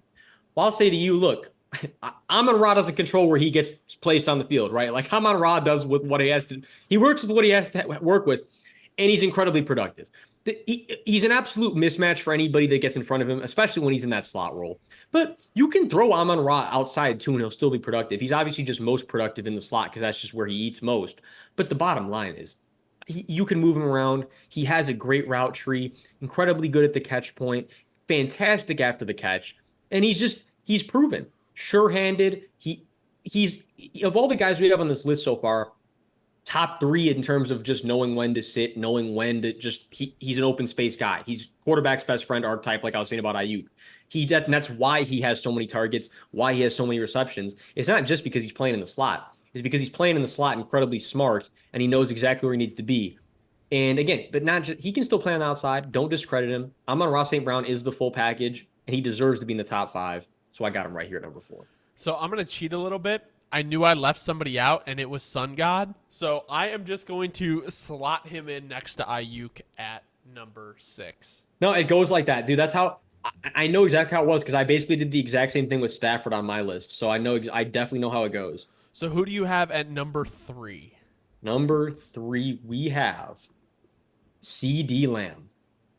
And look, I think, it's a weird year where like most other years in like NFL history, you look at what CD just did last year and you're like, oh man, CD Lamb's number 1, right? Like it's like this guy is, you know, he's him. He's actually him and Amon-Ra are very much like they're kind of just like this. Like they're two guys that like, yeah, they could play on the outside, but they eat way better in the slot. And that's why they play where they play primarily. But it's not like we're going to discredit them for that. They know exactly when to sit. They're fantastic route runners, fantastic hands, fantastic catch radius. He has a catch radius surely that Amon-Ra does not have.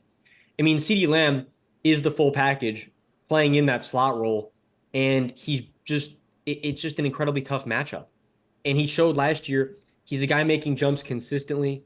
I mean, when you go over 1,700 yards, you're normally putting yourself in a range, like I said, and most other years, you'd find yourself 1 or 2. There just happen to be 2 receivers in the league right now that are absolute legendary receivers that are on just, Hall of Fame tears. But CeeDee Lamb, make no mistake, very worthy of being top 3. And, he's a guy who can push himself to number 2, even, number 1 potentially over the next few seasons. It's just a matter of how things stack here and how other players stay healthy and progress. Yeah, I have CeeDee Lamb as well at 3. I think the biggest thing for me is what on that offense last year was scaring you besides CeeDee Lamb and maybe Jake Ferguson. Like Tony Pollard really wasn't that great last year. So I guess my thing is CeeDee Lamb put up 1,700 yards with being like the only dominant weapon on that offense. Like that is the biggest thing to me. And he went from 1,100 to 1,300 to 1,700. He has gotten better every year. He had 135 receptions. It is so hard to cover CeeDee Lamb. I think he is definitely one of the best wide receivers in the league, and he is going to get paid very, very, very shortly. So Dallas definitely has one of the best wide receivers in the league. It's really hard to argue when you have 12 touchdowns and are averaging 13 yards a catch. Yeah, you can't make an argument with that. Dobbs, who do you have at number 2? All right. And I don't think anybody's surprised. I don't think anybody's surprised. Maybe you have him at 1, or maybe some people have him at 1. I'm still, I'm still with my, we'll get to it in a sec. But at number 2, we got Tyreek Hill, legend himself. Again, I feel like you could do 1 or 2 interchangeably depending on how you look at things. But 1 and 2, no matter who you are, if you've been watching ball consistently, you got to have the same 1 and 2, right? And I feel like for me, the difference was it's like Tyreek is he's Tyreek, man. Like he's one of the most unique players to ever come into the NFL. He's just, how do you guard Tyreek 1-on-1? You don't. I mean, you don't. You have to game plan. You have to revolve your game plan around having 2 guys that are going to bracket Tyreek. And if you give a 1-on-1, you better have the biggest cushion in history when the ball is snapped. I mean, it's just Tyreek Hill. How do you quantify the impact he has? The impact he has is that he's 1 of 1, and there's nobody else like him in the entire league. Maybe now there is on the Kansas City Chiefs, but I don't think he's hitting the same ceiling that Tyreek hits can be very tough. Tyreek's route tree is full. Tyreek is fantastic with the ball in his hands. He's not just a deep threat. The fact that he is the fantastic deep threat is just the cherry on top of everything else he does so well. Quarterback's best friend, again, knows exactly when to sit, knows exactly when to keep going. He's the full package. He's the full package despite being the most mini-sized package of receiver. You know what I mean? It's like Tyreek, how do you quantify what he does? He's a special player. I mean, it's just like, yes, he's getting older, whatever. He had 1,800 yards last year, and until he falls off, similar to Henry or Devontae Adams, like, how do you bet against him? 2 years. He had 1,700 the year before, and he had 13 touchdowns last year. Until I see the dip in the speed, he is the best wide receiver in the league, depending on how you want to rank him. I have him at number 2 as well, so obviously not the best in my eyes. But I think because of what number 1 does, just off the strength of how good he is, not even terms like obviously he's very athletic, but like you understand what I'm saying. Like just strength of he is a baller. Tyreek Hill, obviously speed kills in the NFL, and he has taken it to another level. And until I see the dip in the speed and dip in production, he will consistently be a top 3 receiver in the league. No, you're spot on. Until we see that speed rating go down in Madden, I'm just trolling. Until we see that speed rating going down, yeah, exactly. It's just until we speed, yeah, it's he's him. Tyreek's him. Number 1, I think it is a pretty easy answer, Dobbs. We both have Justin Jefferson. I mean, it doesn't matter going with Sam Darnold. It doesn't matter if it's JJ McCarthy. It doesn't matter if it's doesn't matter if it's the mailman. If it's the astronaut. Like, you know, like he is just different. And while it has to be amazing to have him on your team, that contract is going to be brutal, which is a good thing. I mean, like if you have the best player in the league, you're gonna have to pay him. I mean, you can't. There's pros and cons to it. With that being said, you could throw the ball to Justin Jefferson with 3 guys on him, and he's gonna come down with it. Truly different type of player. No, it's like from his catch radius. It's not a catch radius. It's a catch net. He's a human net. It's like, yeah, he's a human, but he basically replicates as a 20-foot long net. Like just throw it his way. He'll find a way to bring it down. On top of that, the route running is different. He like him and Ayuk he's the one guy that I would say with Ayuk where it's like it doesn't matter who's in front of him. Like even though he's not as twitchy and as fast per se as Ayuk, he's so much craftier, even though that Ayuk is so crafty. You know what I mean? It's like, if that makes sense. Like he just his nuance for the game is the toppest of notches. He plays the position so smart. He knows exactly where he needs to be. He has the most perfected full route tree of any receiver in the entire league at this point. He's the full package. He's a deep threat. He's a short threat. He's a screen threat. He's everything. He's rack. Justin Jefferson's the full package, which is why he is the unanimous number 1. Moving into our last position group of the day, Dobbs. It's so funny. I was like, oh, we'll run through these. This will be quicker than when we do all 32 teams. Nope. Doing 60 players takes just as long, if not longer. Number 15, who do you have for your tight end? So to stay in, I'm laughing, and it's our guy, so I got to cheese a little bit more. At least we've made it's such a fun name. How could he not be your guy? Truly, like if he's not your guy, reevaluate yourself. We got Chig Okonkwo right here at number 15, and yes, let me be clear. With the tight ends towards the bottom of the list, it's more projection than it is production from last year because there's only so many tight ends truly in the league at a time that kind of like produce and have an upside because tight ends usually take a long time to get to that upside, which is why Chig is in that perfect range where he's already shown you, look, he's got some movement skills to him. He definitely's got the hands. He's got to develop more as a blocker, but he has the skill set. Now we just need to see him come into his own. And that's exactly what I think this year will be for Chig. I think there's a big chance that Chig could make a jump anywhere from right now. I'm like, 15? He could jump over to like anywhere from like 9 to 11 by the end of the year, Like Chig's a guy who I expect to move up this list versus move down. Now I just need to see it.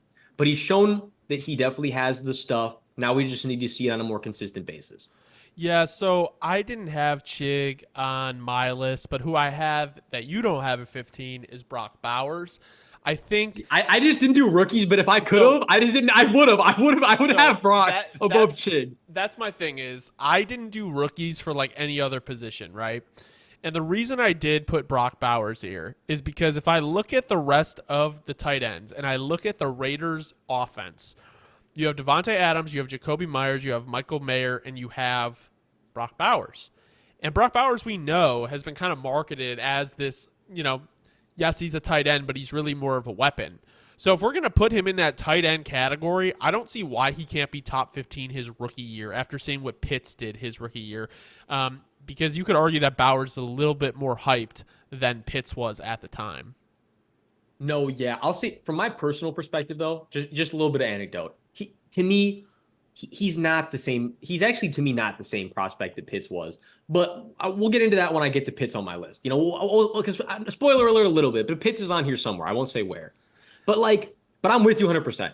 Brock Bowers is going to be really productive no matter what. I think he will be very productive in the league.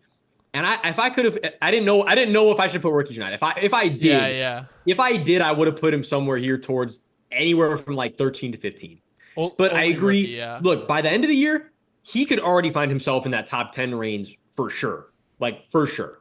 It's really just a matter of how he gets utilized this first year, how much that they balance him and Mayer out there, Yeah. how often they're out there at the same time, how much of a jump that Mayer makes. There's a lot of contingencies on how that Bowers is going to produce this year. But I think no matter what, you expect him to at least produce at a clip of, let's say, 45 receptions, 500 yards. That would be like the floor for this year.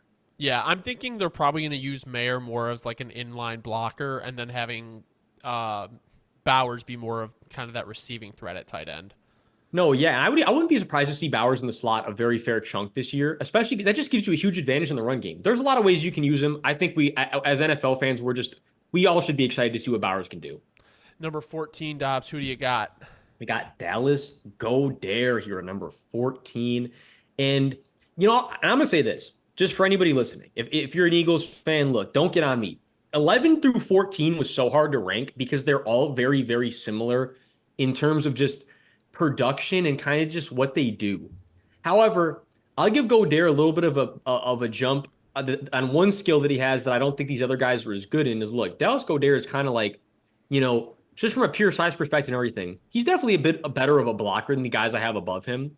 He's just not to say getting older, but I feel like he's maybe more reached the ceiling versus the other guys. It's kind of like, you know, maybe they still have a little bit more ceiling to tap into. But nonetheless, Dallas Goedert is surely a top 15 tight end in the league. He is, you know, like Philly Film Room said, you know, shout out to Philly again. He was saying he's basically, you know, wide receiver 3 on the Eagles right now. It's like, well, that's Dallas Goedert. He only plays tight end. So the reality is, productive player, trustable player in a crowded offense, but a big part of what they do nonetheless. Yeah, I mean, I have Goedert at 12, and I think that has to do with the fact of I think he can be a better weapon in this new offense. And I also do think that if he can stay healthy, he is definitely one of the better tight ends in the league. I mean, he hasn't, you know, he in 2021 he played 15 games, but he has never played a full season outside of his rookie year where he played 16. That was before the schedule switched to 17. But, you know, he has got 800 yards, 700 yards, 600 yards. Like, he has been able to be productive in that offense, and I'm very interested to see what he does this year in the Kellen Moore offense. But like you said, he is basically a wide receiver 3, especially after Devontae Parker retired. So, with that being said, shouts to Devontae, man. Shouts to Devontae. I have Dallas at 12. Who do you have at 13? All right, at 13, I have got Dalton Schultz right here. And, you know, like you've said, we already addressed this multiple times in the past. But, you know, we owed Dalton a bit of an apology because everybody, you know, not everybody, but a lot of people are saying, like, you know, when he first left the Cowboys, it was like, whoa, like the Cowboys to Texans. Like, I don't know, you know, like, is that really what you want to do for your career? No. It turns out that was exactly what he wanted to do for his career, and he made the right decision. Like, he went from being already productive to still being very productive for a tight end, and he's in an offense that still is right where they're still on the upturn. It's just, you know, did he kind of peak out that ceiling already, and is he kind of like where I think he'll probably just stay at? Probably. He could make me eat those words, but kind of similar to Goedert, it's just like productive tight end, big part of what they're going to do on offense. When he's out there, he's very valuable. But I just think all the guys that I had above him, maybe there's just a bit more of a ceiling to tap into. But don't get me wrong. Nonetheless, very productive tight end. Definitely a huge part of what the Texans are doing and going to be doing going forward. So nothing to scoff at. Still a great, you know, still good to be at spot 13. So I would actually have him higher if they did not make the offseason's additions that they did in like grabbing a Stephon Diggs. I think he could have actually built on his year last year, and I think he'll still be a good player for them. I think 13 is a good spot for him. I think he would be higher, maybe even at the 10 spot if they didn't get Diggs, because I think of that relationship and rapport with Stroud would have grown. No, and don't get me wrong. He definitely could, like, he could make me eat those words. He could end up where all of a sudden, now that there's more guys getting more attention, maybe he's just open underneath a lot more often. He actually has the best year of his career. Very possible as well. That's a good point. At number 11, who do you have? Oh, wait, we have Oh to, wait, I you don't did think we did 12. You 12. did 12. My bad. 12. All right, so number 12, I have, one of my guys who I think again, big jump incoming. I think by the end of the year this year, going into next year, I can see him making a jump 5, 6 spots up this list. But for right now, off of what I know from last year and what I saw from last year, I had to have him at 12. We got Dalton Kincaid. Been one of my guys since the beginning of last year's draft process. I've been saying this is a guy who the catch radius, the route running for being a tight end, it's a really nice, I don't want to say special, but potentially special combo where if he can just tie it all together and be the guy that I think he can be in this league, like I'm saying, he could be a top 6, top 5, top 7 tight end by the end of this year for sure. It's just a matter of really building on that connection with Josh Allen, becoming better blocker. Because he's already a relatively solid blocker. I do want to see that improve, but it's just a guy where there's a very high ceiling and he's already tapped in very well to the floor. So it's like it should be only up from here. The guys that I have above him still a little bit productive, more productive in the immediate, and still young guys that can grow as well. But again, of all the guys that I have a lot of faith in that are really going to make a jump going forward, make no mistake, Dalton Kincaid is definitely one of those guys as far as this list goes. Well, there's another way to look at it too, Dobbs, is I agree because I have him at 11. I think a big thing is you have Keon Coleman, Curtis Samuel, Khalil Shakir. He could realistically be your wide receiver 1 or 2, like depending on how you want to look at it. So he is poised for a big, big year, and I'm excited to see what Dalton Schultz does in this, or not Dalton Schultz, Dalton Kincaid. There's so many D first name tight ends. Yeah, and right next to each other on the list. Dallas Goddard's there too. So, but I just think in terms of opportunity and what they have in terms of offensive weapons, it gives a lot of opportunity to Dalton Kincaid. At No, absolutely. number 11, Dobbs, where are you going? I'm going Jake Ferguson here at number 11. And I think you just look at it like this, right? A guy who's still super young, very much coming into his own, after coming off of a very productive year in an offense that was very productive. You tie all those things together, it's like, well, and like we were saying, the Cowboys lost some offensive talent, whereas now it's like, well, who's going to step up? It's either going to be CD's getting 2,000 yards or Jake Ferguson's going to get, an extra 100 or 200 yards on top of a few other guys. And I'm going to lean more towards that, right? I think we could see Jake Ferguson go for, I wouldn't be surprised to see him get to 900 to maybe even, dare I say, potentially 1,000 this year, just because of the way that this offense is set up. And again, young, still very much ascending. And the question was, again, to tie him back to Dalton Schultz, it was like, well, when Dalton Schultz left, it was like, well, the Cowboys can have anyone that can really step up. Jake Ferguson said, chill out, man. I got it. I'm going to be that guy for you guys. It's exactly what he's done. If you're a Cowboys fan, you're definitely ecstatic about seeing him grow. And there's no reason to think that he won't.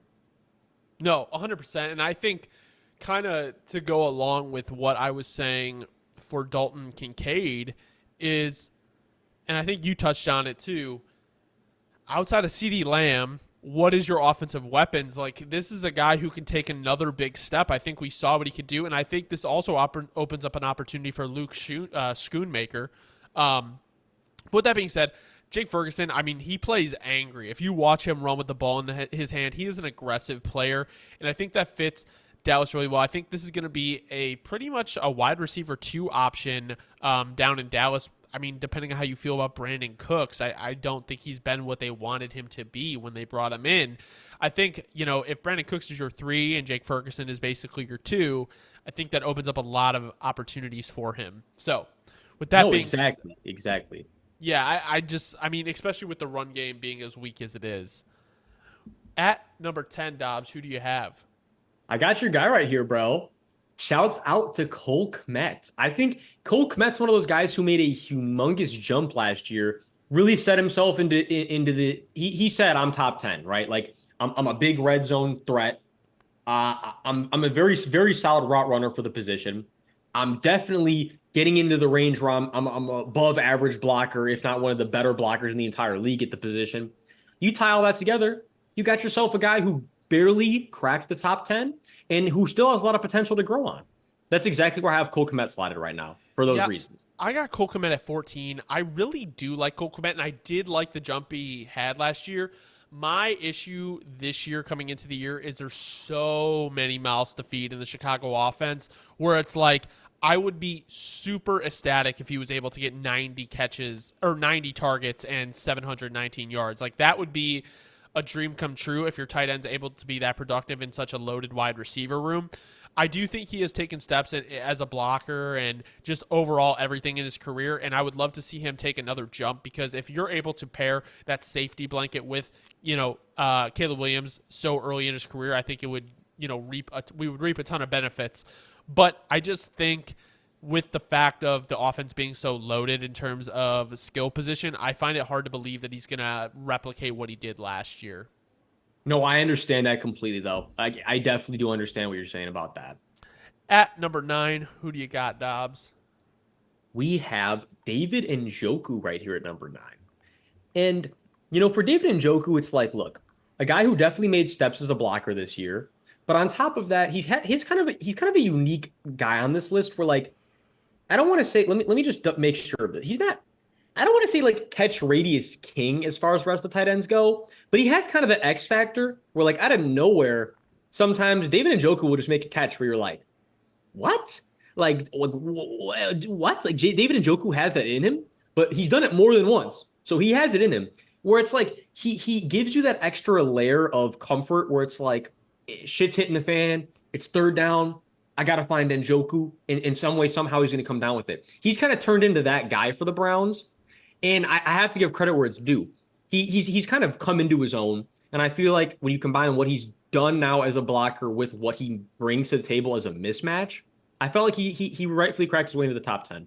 Yeah, I have him at number 8. I think what he showed last year in terms of like holy shit type of plays where he would catch the ball and just it would just be like you were saying with the catch rate, it's like how did he grab that? It's kind of crazy to think that he was a first round pick in 2017. Like just odd that he hasn't obviously been like that guy you wanted him to be, but I think more than anything we saw it with Flacco how dominant he can be as a weapon. And we weren't too hot on the Jerry Jeudy extension, but if Njoku can be your 2, kind of like we were talking about some of these situations, and Jeudy can be your 3, that's not the worst receiving core in the league. And I think Deshaun Watson has a lot to prove this year, and they're going to have to rely on Njoku pretty heavy, especially if you don't know if Nick Chubb is going to be back 100%. No, absolutely. Even though I do have faith that Jerome Ford is going to make another jump and be still like relatively productive for them. If Chubb doesn't come back that same, we know that offense is not at its full potential, and Njoku's going to have to make another leap this year if the Browns want to be a playoff team again. If Deshaun, there's a lot of contingencies. We won't even get into it. But the bottom line, as far as Njoku goes, is if Njoku makes a jump, there's a very good chance this team does get better. And if he doesn't, there's a very good chance that this offense stagnates a lot in certain matchups, and it's going to be kind of a tough year for the Browns. Njoku and Watson, if that connection can grow, many benefits to reap from it. Who do you have at number 9? Or 8? Well, 8. I was gonna say because I had Njoku at 9. I was like, hold on, you want me to tell you? You guys want Njoku spiel Tell me again? again. Yeah. So for number 8, we got Kyle Pitts, my guy. And I'm a little hypocritically here again. I'll admit when I am, but he's the one anomaly where it's like I'm gonna take again. Instead of just sprinkling on the projections, I'm kind of like I'm taking the whole. I'm taking the whole thing and I'm just spraying on the projections versus the production. But again, we saw from the rookie year, it's a guy who literally had a historic rookie year that I think just recently got shattered by Sam Laporta. But he did have a historic rookie year at the time. We knew the talent coming out of what a mismatch this guy is. I mean, it's a 6'6" wide receiver that's playing tight end. It's only a matter of time before the right offensive mind comes in and turns this guy into a consistent 900-yard, 1,000-yard plus type of guy a season. I think that this finally is going to be the situation now that the Falcons have revamped. I truly believe that this is Kyle Pitts' time. I think by the end of the year, he could move all the way up into that top 5 truly very quickly. He also could, if it's another down year, he also could fall off this list quickly. I'm just applying the projection of what I know he can be. And let me just say it like this. If he never gets back to the ceiling that I project him, despite the fact that he's a Falcon, as a Saints fan, I will be disappointed nonetheless because he truly has such an elite skill set, or he had, hopefully still has, coming out of college. You don't want to see that go to waste. I think there's still so much potential to be tapped into that if the Falcons can't figure it out and he can't figure it out on the Falcons, we're going to be left scratching our head because it's like, how did this happen? Yeah, no, I agree. I mean, that's kind of the worry I have is if he does not have the year that everyone expects him to have, it's going to be really tough for Kyle Pitts to kind of get back to what he was. And realistically, if you look at this passing game, he should be their number 2 option. Like Kyle Pitts is really that wide receiver 2 out of all the people we have named. He definitely has the ability. He has the athleticism. You have the new OC to do it. If Kyle Pitts is not revived this year, I just don't know kind of where you go with him because this is going to be his contract year. This is his 4th year of his rookie deal. So it's going to be very interesting, and I think it's going to be one of the most important storylines going into the season. No, absolutely. And let's just say it like this, though. Even if he somehow has a year where we don't expect and he gets, some team picks him up for much cheaper per se than you would have expected and he gets into the right offense, I can see him just, you know what I mean? Like new offense, and it's like, oh man, like Imagine this guy, he's going Kyle to need a Pitts. contract. He's going to need a renegotiation soon. Kyle Pitts on the Rams. That's what I'm saying. Like if he falls to Yeah. the right team, even again, the Falcons could be that right team. Yeah. If they're not this year, though, fuck it. I'm still not out. With what I saw in college, with what I saw that rookie year, I'm not going to be out until the wheels literally corrode off. Yeah. Number 7, who do you got? We got Evan Ingram, potentially a guy who made the biggest jump of anybody on any of the position groups that we've done so far. I don't think anybody would have had Evan Ingram top 15 at any time last few years. And he comes to the Jaguars and it's like, yo, it's kind of like it's actually he's like we were just talking about with Kyle Pitts. Like the guy who it just didn't work out with the first team and he finally came to a team that utilized what he does. And you're like, wait a minute. This guy's a fucking mismatch. Like this guy, just get him the ball. Like that's where we're at now with Evan Ingram. And it's just that's what he is. He's a mismatch. One of the mismatches of all mismatches in the NFL as far as the position he plays, the size he has, and the twitch that he has for his size. I mean, he's a tough fucking cover, dude. And the reality is this. He's still young enough that I think that we can expect a few more years potentially of on the up before on the down. The Jags offense, we expect big things from this year, despite the fact that we don't know how to feel about them. It's like him and, like we said, Doug and Trev have to figure it out. There's a lot of pressure on their shoulders. They're going to figure it out, right? And if they do, Evan Ingram's going to have to be a big part of that. It's the only way I see it. Coming off of the best year of his career by far, how can I not have him inside the top 7? Yeah, I'm a huge Evan Ingram guy. I have him at number 5. I just think that he is going to be so good for the Jags again this year. And we've seen with the way that tight ends are is like they kind of age. Once they age nicely. Like they typically will get better as they get older. And Evan Ingram has really been that kind of number 1 option for Trevor Lawrence these last 2 years. I mean, he had 98 targets his first year with him and then 143 the next year. At 114 catches last year, almost 1,000 yards. So I think Evan Ingram is one of the most underrated tight ends in the league, and I think he is a top 5 guy. I almost put him higher on my list, actually, but I just felt like I couldn't with the guys I have above him. No, I totally understand that. Who do you have at number 6? Ooh, I feel controversial leaving him out of the top 5, but let me be crystal clear. He's only being left out of the top 5 because he's coming off of a absolutely devastating injury. I think everybody knows who I'm talking about by now. We have Mr. TJ Hawkinson right here at number 6. Again, would have been top 5 without even thinking about it if he wasn't coming off of an absolutely devastating injury. He would have easily been in top 5, top 3. It's just, it's hard to project how a guy's going to come back from something so devastating. But when he was healthy out there last year, absolute mismatch, absolute baller, fantastic blocker, basically the whole package for a tight end, right? I mean, basically all you could ask for. And he was playing to where he was drafted. He really was living up to the finally, to the hype of where he was drafted at. Minnesota was the fresh start he needed. But the reality is, it's just hard to project how a guy's going to come off of an injury like that. And that's really all I can say at this point. I mean, he's the guy, but can he get back to being the guy? That's really the question we have to have answered. Yeah, I understand what you're saying. I agree with you. He's probably going to miss like half the year. I have Hawkinson at number 4. Honestly, if he didn't have the injury, I'd have him at number 2. I think Hawkinson is just that good. And the biggest thing for me is if you look at the offense that he is in, whether it is Sam Darnold throwing the ball or JJ McCarthy throwing the ball, I just feel like he's going to be the quarterback's best friend. And if he can stay healthy or come back like he was, obviously it's going to take some time. I mean, they're not asking him to be like this athlete to go beat men downfield. Like, just sit in the spot and catch the ball. Like, be the security blanket. So I think that's why I have TJ Hawkinson so high. And if he comes right off the injury, he's going to be one of the best tight ends in the league. Like I said, I'd have him at 2 if he wasn't coming off the injury.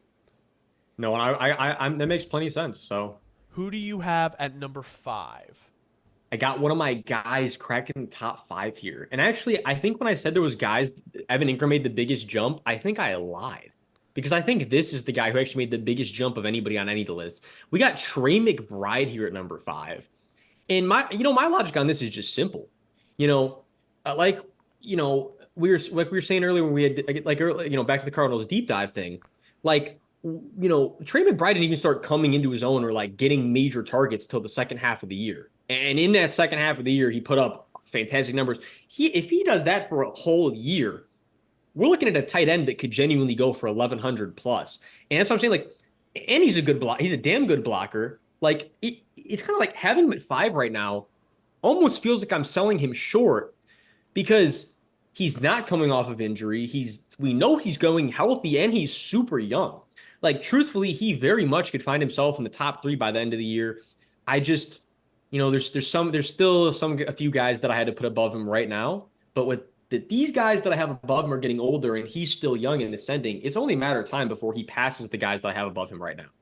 No, 100%. And I think the biggest thing that I've noticed as we've been talking about this list is a lot of the guys that make this list are not actually like they're actually like the second option on their team. And I think that's what Trey McBride is for the Cardinals. After Marvin Harrison Jr., the rapport that Trey McBride and Kyler Murray built in that such a small time, it was just so obvious that McBride is a dog. Like, he is that type of guy who can be a dominant tight end for you for quite a while. So I honestly think the sky is the limit for him. And do I think he's going to do Sam Laporta numbers? Probably not, but I do see him as that type of player where he can just be very, very dominant, very, very young.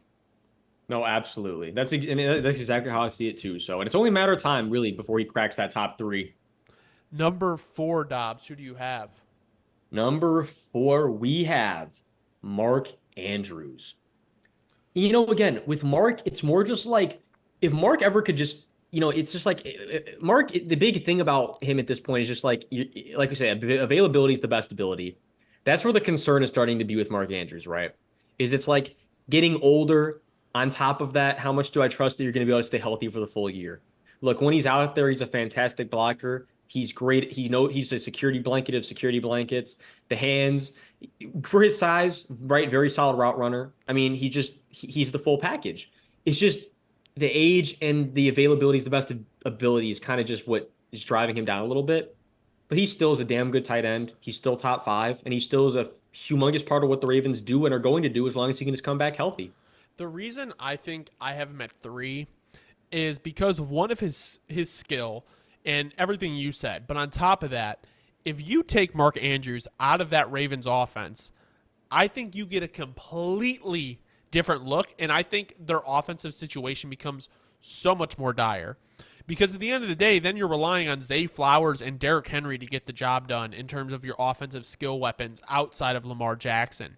So I think he is very, very crucial to what the Ravens do, and at the top of his game is definitely one of the best tight ends in the league, especially with the way that he is just such one. I know it gets overused a lot, but the safety blanket for Lamar, but also for the fact of he's a physical guy and very athletic. Like he can run with some of the best of them and beat them out. So with that being said, Mark Andrews at number 3 for me. Dobbs, who do you have at number 3? Number 3, I got Sam Laporta. And it's crazy. Coming off your rookie year, cracking the top 3 is a major accomplishment. Sam Laporta did it. This is a guy who truly looks like he has a Hall of Fame type of ceiling if he can just right. This guy stays healthy. It's like, I mean, how is this guy not just going to ascend and become a special player in the league? He already is a special player. You know what I'm saying, though? It's like from a longevity standpoint, Sam Laporta, you're looking at and you're like, this is one of the guys. Like this is going to be one of the guys who's one of the faces of the league in the next few years. If not already. I mean, really, what is there to say? Historic rookie year. The route running is already very polished for how young he is and for his size. Really good blocker for how young, especially for how young he is. He's only going to get stronger. He's only going to get better at that. He just security blanket, QB's best friend, like you said, for a lot of these other tight ends. But for how young he is and how much that he already is all of those things, he can just hone out his game, sharpen up year in and year out.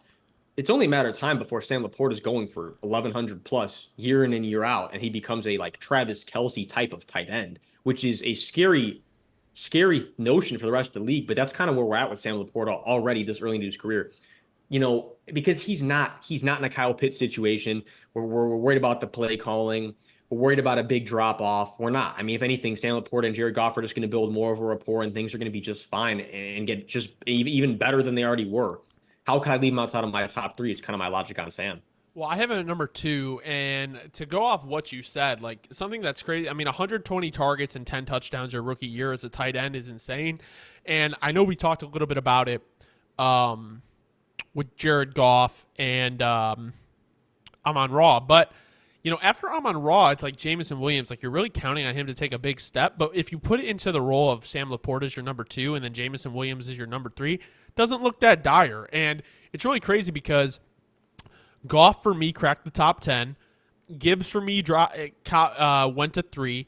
Laporta's at 2. Amon-Ra is at 6. Like the Lions have a ton of talent on their offensive skill positions, and they have drafted really, really well outside of obviously Goff was a trade. But with that being said, the future for them is so, so bright. And Laporta, in my opinion, just watching the young tight ends, like I've never been so amazed with what he was able to put on the field and how talented he was at getting open. It was really crazy to see. No, yeah, again, like to your point, for the age he is, how crafty and how nuanced he already is. It's only a matter of time. He's going to get so much better at that stuff. He's 3-4 years ahead of where he should be right now. So you apply that same projection to where he's going to be in 3 or 4 years. I think he truly has a Travis Kelce, Rob Gronkowski type of ceiling if he can hit it. Again, I'm not saying he is going to hit it. He has that ceiling, though, and he made that very clear from year one. Number 2, Dobbs, who do you have? Number 2, we have George Kittle. And also, I just want to go back a little bit what I just said.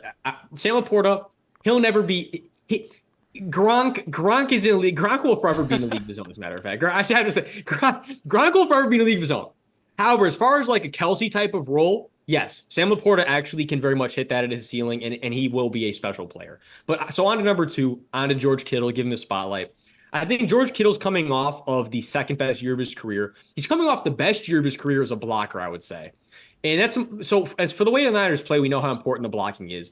But on top of the fact that he's the best blocking tight end in the league, he's a fantastic receiving threat. He just gets more and more nuanced every year. He gets smarter every year.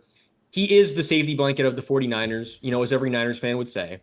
The reality is he does so much for them. He's such a crucial part of the Shanahan offense that I feel like, if he wasn't 1, because he can't really be number 1, he has to be 2. I feel like I had to move him down number 2. But I understand where you're coming from having Sam over him because there's so much more room to grow with Sam. So I get that too. Yeah, so I think my thing with Kittle is it just always seems like he's banged up, and he has become kind of Brock Purdy's best friend. But I think with the ascension of Ayuk and with the way the 49ers window is looking, like you want to try to win a Super Bowl in these next 2 years. I mean, obviously they can be competitive past that, but I think that's really the prime spot is if I'm the 49ers, I don't want to use Kittle that much early in the season. Like, I want to rest him. The dude is 30 now. So I think he can be an effective player for what he is and how old he is. But I think if you want to get the most out of him, you want to kind of limit his play on the field. And with that being said, like I think he's still a productive player. I just think the age and kind of the nagging injuries and I guess ascension of other talent on the offense kind of scares me a little bit going into the year. No, and again, that makes plenty of sense. I can't even argue with that. It does make plenty of sense. And again, he's either going to make a regression or he's going to stay the same. There's really not much room at this point for like, No. out of nowhere he's going to have I mean, he's already had really good seasons. He had a really good season last year. It's just kind of like he's either going to stay pretty much the same, maybe a little bit better, or have a major downturn because of the age. So I get what you're saying. Finally, our 60th player we're going to talk about today, Travis Kelce at number 1 for both of us. Again, what is there to say? He has been so dominant for the last however many years. It's almost like it would be disrespectful to even think about putting him in a spot outside of 1. No, absolutely. Again, and yes, is he not the best blocker of any of the guys we've talked about today? Yeah, absolutely. He's definitely not. But does he do everything else much better than everyone else on this list, even though there are guys that do what he does very well? Yeah, absolutely. When you put it like that, there's just no way you can't have Travis Kelce number 1. The security blanket of all security blankets in the entire league, I would say at this point. Year in and year out, when you combine the last 5 years, he is the security blanket. And on top of that, he's so smart. He knows exactly where to be at all times. He's the best tight end in the league. There's no more to say than that. Even at his age, though, it's like I don't know how many guys I would take over him. Like right now, like maybe not Laporta if I'm like building a team, but I mean, I'd take him over Andrews. I'd take him over Kittle. Maybe not Hawk. Like I don't know. I think the thing we have to consider too is though it's also what drives him up so high is that him and Mahomes have a very special connection that no one else in the league has. Where like Travis Kelce will literally break the play call because him and Mahomes have such a good connection where it's like, yeah, I was supposed to run that, but Mahomes is going to see it the same way I see it. I'm going to just sit right here and I'm going to just get this touchdown. You know what I mean? Like he has a connection with his quarterback, unlike any other connection any other tight end has with their quarterback. Besides maybe though, who I think can ascend to that level this year, Sam Laporta and Trey McBride could start really forming that same connection with their respective quarterbacks. But I'd say Kelsey's the only guy that really has it like that right now. 100%. Well, thank you guys so much for watching. This has been the top 15 rankings of all offensive skill positions in the NFL going into the 2024 NFL season. If you don't know ball and want to know ball, be sure to subscribe, leave a like, let us know in the comments who your top quarterback, running back, wide receiver, and tight end is going into the year. Thank you guys so much for watching. Have a great rest of your night.